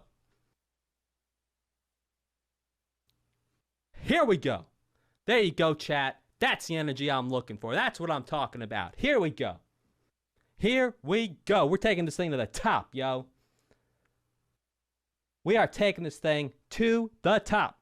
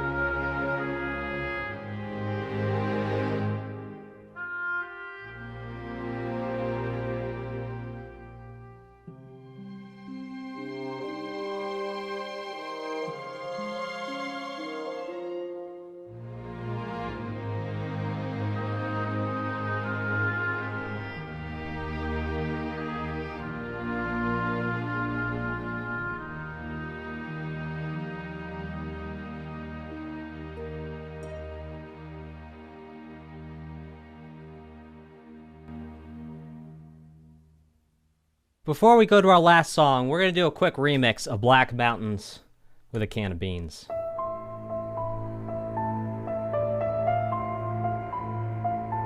Actually do the night version here.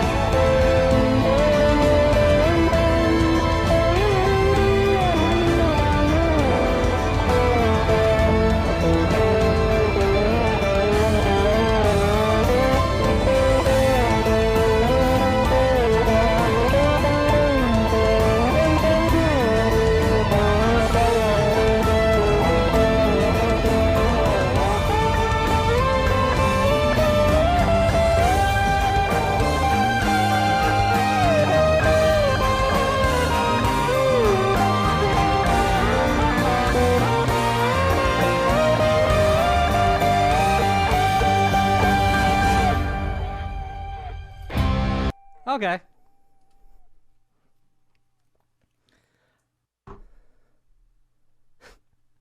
There you go. Well, we can all say that that was something.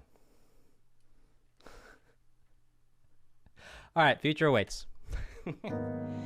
You're standing at a loss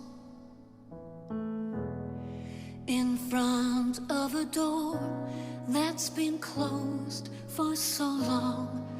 With your foreseeing eyes, what do you see?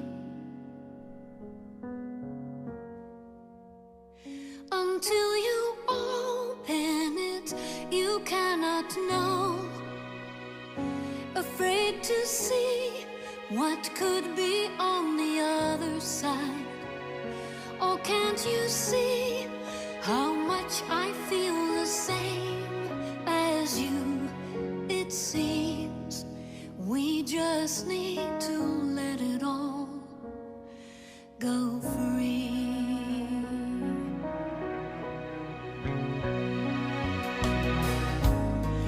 I've seen that look before,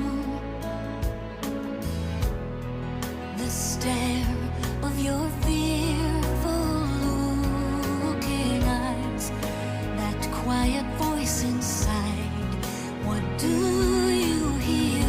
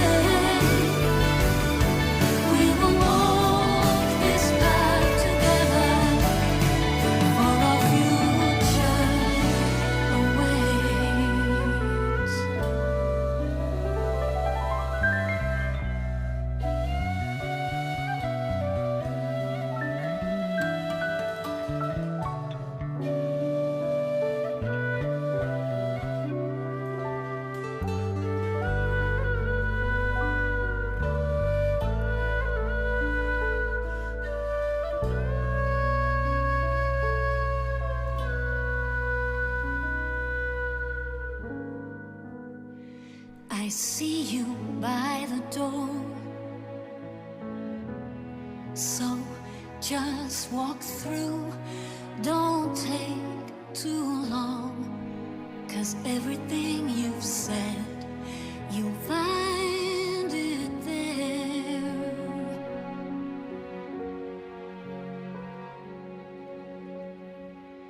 In a future.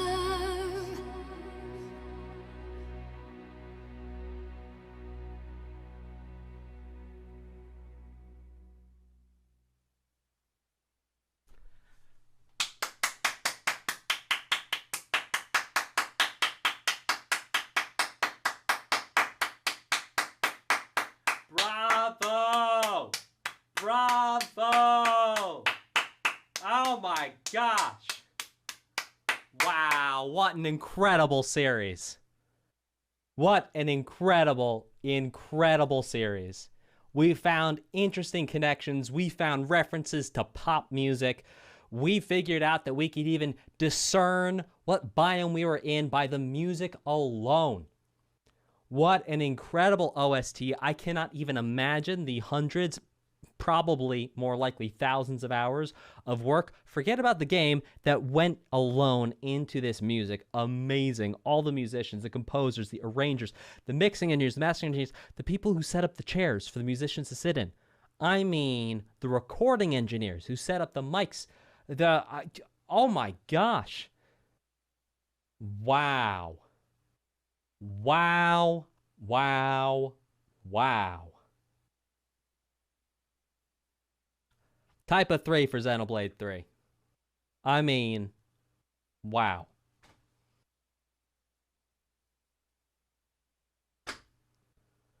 That's incredible. Thank you so much for joining me on this exploration of this incredible soundtrack. Someone on one of the last streams sent me a super chat, was like, hey, go buy the game. So it did. I've got it. After I finished playing Fire Emblem 1, I'm going to check it out. This was amazing. This was incredible. Thank you all so much for joining me and for giving me the privilege of your attention and your time while we go through this together. I do not take it for granted, so thank you. Thank you very much for being here with me. If you're watching this on demand, thank you for watching it on demand. Oh, this was so cool. What an incredible work of art. What an incredible work of art.